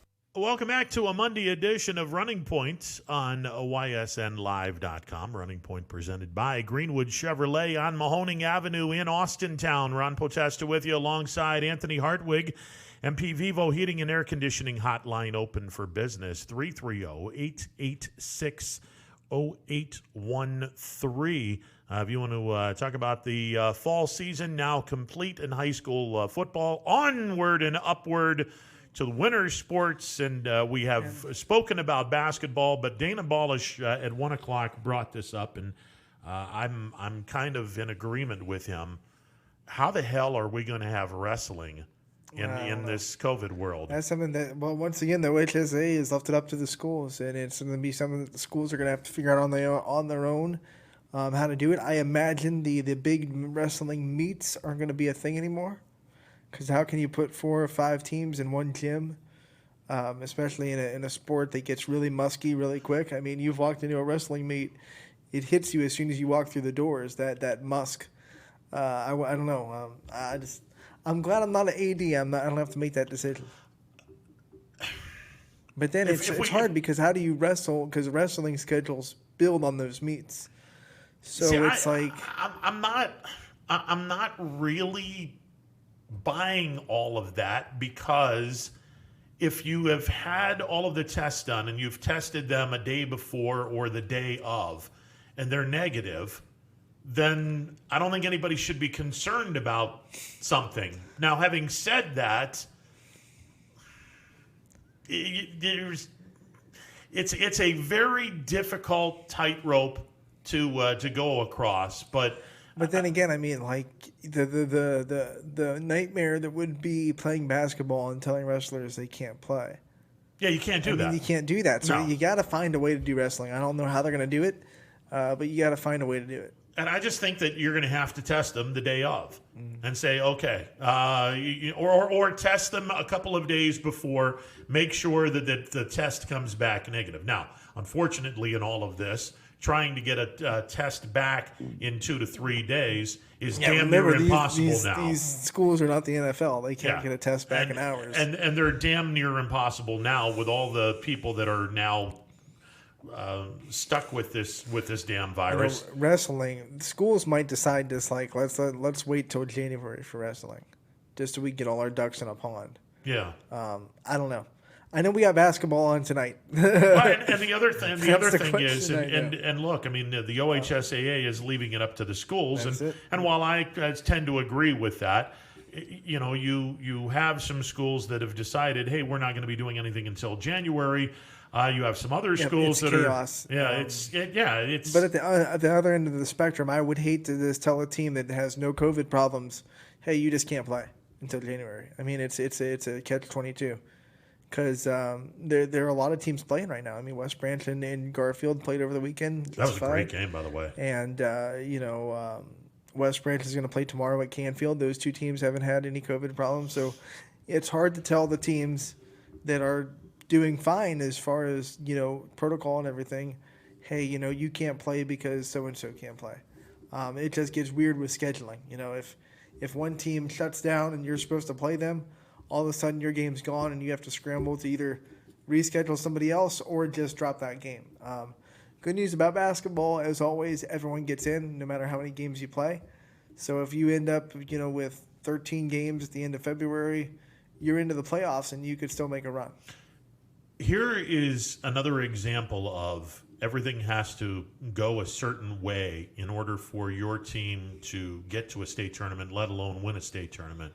This is going to be interesting because there are some really good basketball teams that could make a run. Now, part of this is, can they be COVID-free and their opponents be COVID-free where they have practically a whole year? What I'm going to get to real quick is, give me the team that has played 18 to 20 games, with all things being equal. Mm-hmm. Give me the team that's played 18 to 20 games against the team that has not played that many games in a tournament any day of the week and twice on Sunday. Mm-hmm. The more seasoned veteran team, games-wise, is going to be the end. Sometimes if you're just better, it doesn't matter. I mean, if you're better than the team. Yeah, that's what I'm saying. All things being equal. Right. All things being equal, which they rarely are. Let's go to Emmanuel. You're on the MP Vivo Heating and Air Conditioning Hotline. What's up, brother? How you guys doing today? I'm good, man. Good. You guys have had an unbelievable show today.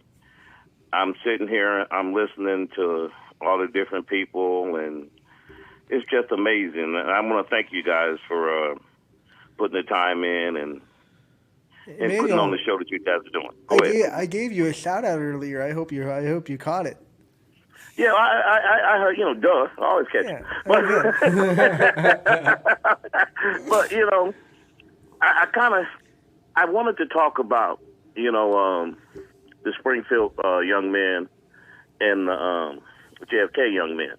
Now, Ron, you guys have said, I'm just repeating what you said, that Warren Western Reserve went to the first 2 state championships, right? Yes, sir.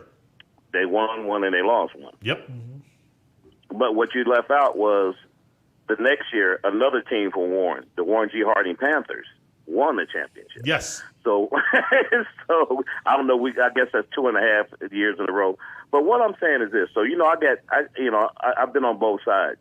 But we lost a game a few years back, a playoff game, and we were supposed to win, and the team that beat us was supposed to be a basketball team, and they came down and beat us.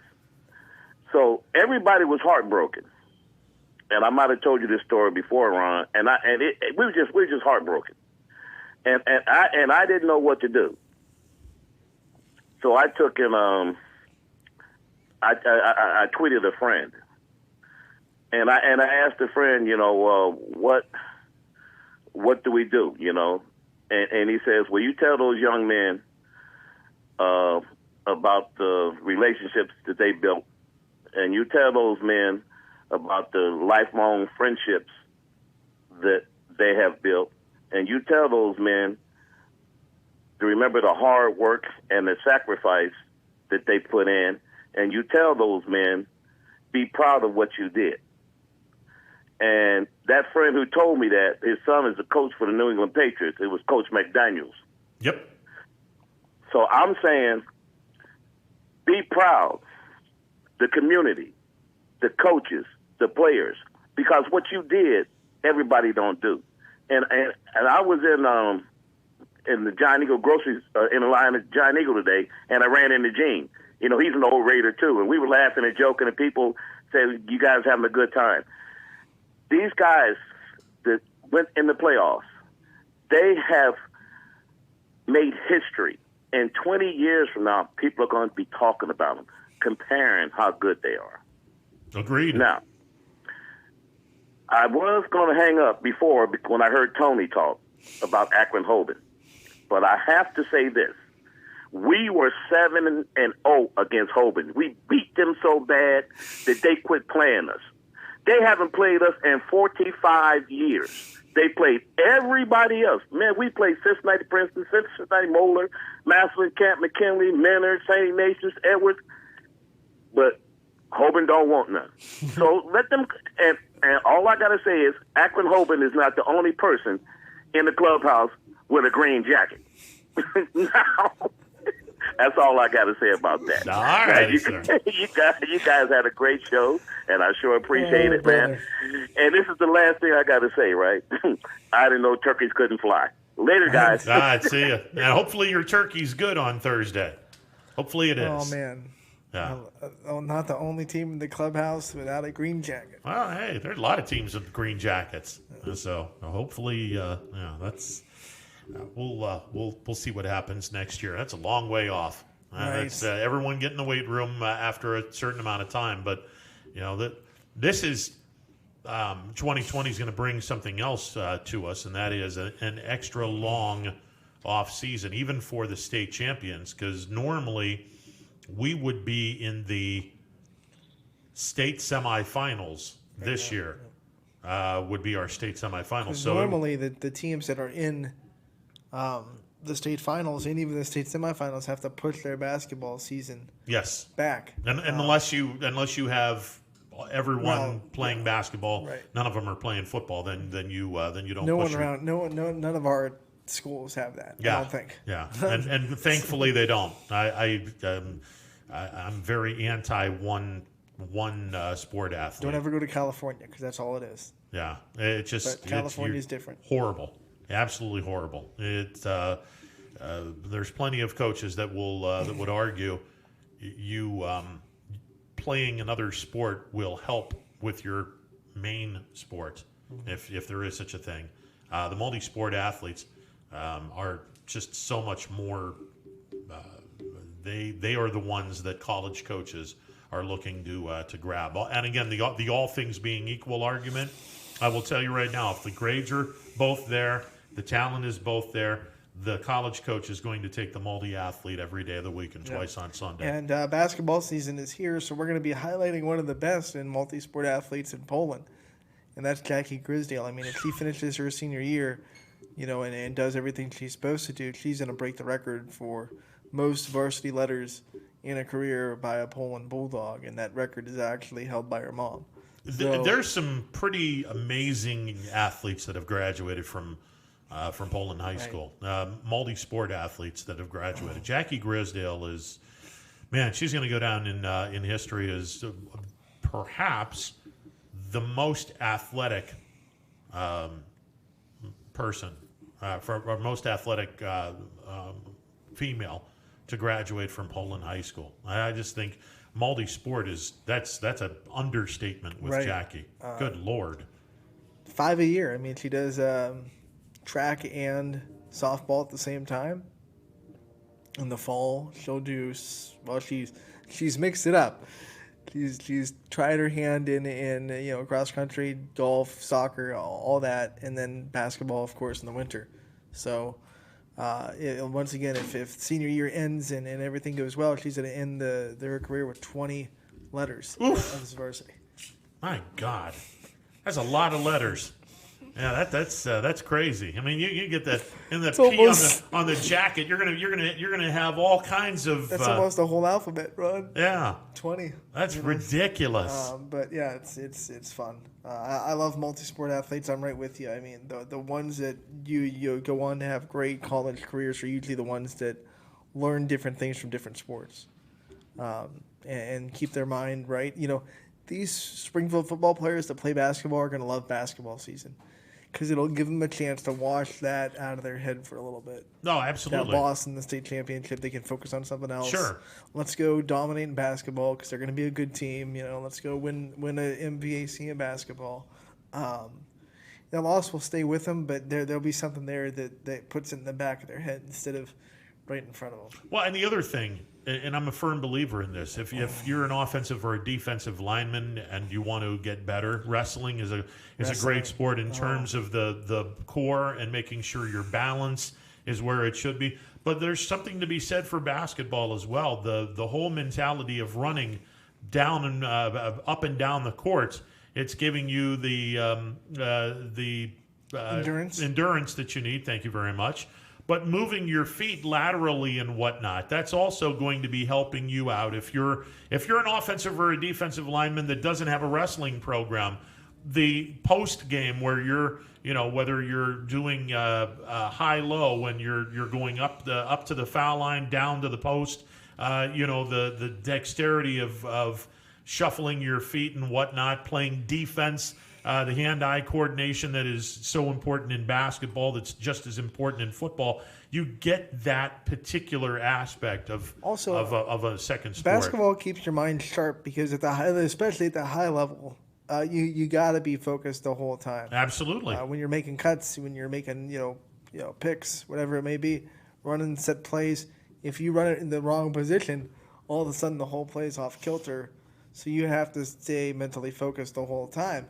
And when you're doing that, plus you're doing the endurance, that can be real tough. No question. It's hard to stay mentally focused when you're huffing and puffing down the floor. Yeah, and it will certainly help the game. I mean, if you're playing a spring sport and football is your sport, track and field, endurance again.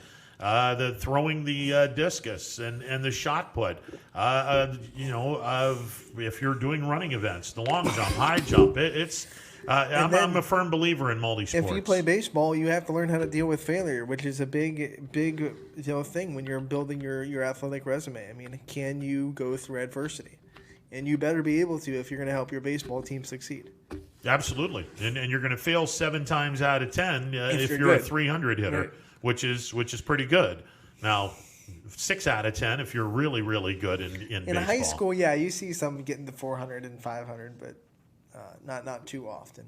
Yeah, even if you're hitting 500, you're failing half the time. Right. That's why I love baseball. It's the mentality that you have to have of you're going to fail more often than you succeed. Same thing really in basketball too. I mean, if you're a good shooter, you're still shooting at about a 45% clip. Yeah, unless you're a post player. Right. I mean, like a good outside shooter, you're missing more than you're making. You gotta keep shooting. Shoot. That's it. Unless, of course, they can't hit water if they fell out of a rowboat. Then shooters sit on the bench. 330-886-0813. That is the MP Vivo Heating and Air Conditioning Hotline. We'll be back to wrap this Monday edition of Running Point up in just a bit. Stick around.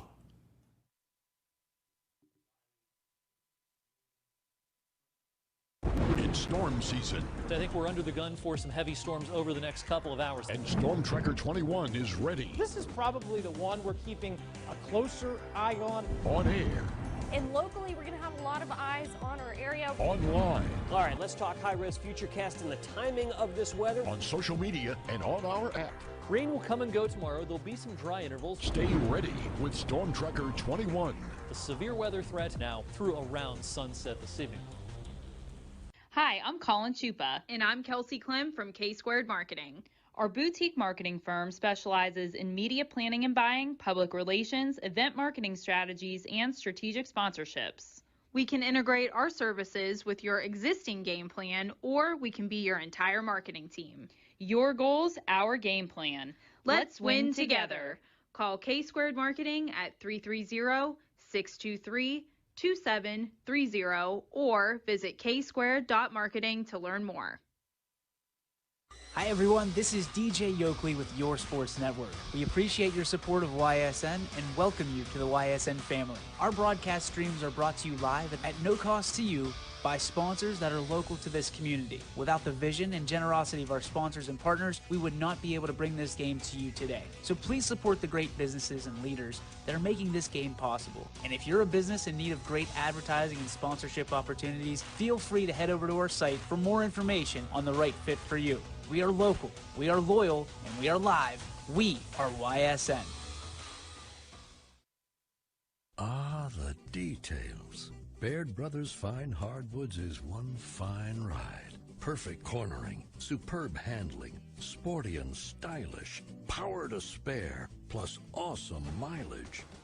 Yeah, jaw-droppingly beautiful lines and well appointed with luxurious trim. Put more oomph in your life and start beholding the molding. Find your home's fine hardwood at BairdBrothers.com.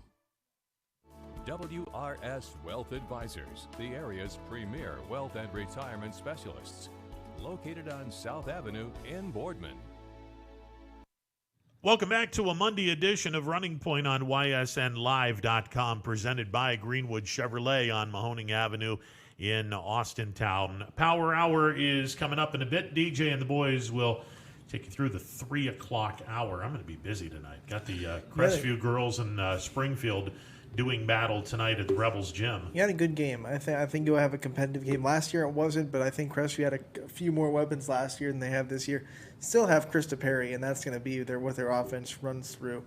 But Springfield has a sophomore, J.C. Mullen, that's a 5'10" guard/forward that I think can cause a few matchup problems. So we'll see how that game folds out. We have 5 games, I think, on the network tonight. And it's the same as football. You'll pay $9.99. It'll get you all the games tonight, and then it'll get you all the games for the whole week of coverage. But make sure you buy it from the school that you want that money to go to, because 25%, 10% still goes to the school you buy it from. So if you're going to listen to Ron and watch the Crestview girls, $9.99 gets you that game, every game on the network tonight, and it also gets you every game on the network for the next week. But your percentage of the money still goes to Crestview if you buy it from their website. There you go. So that's what we like to hear.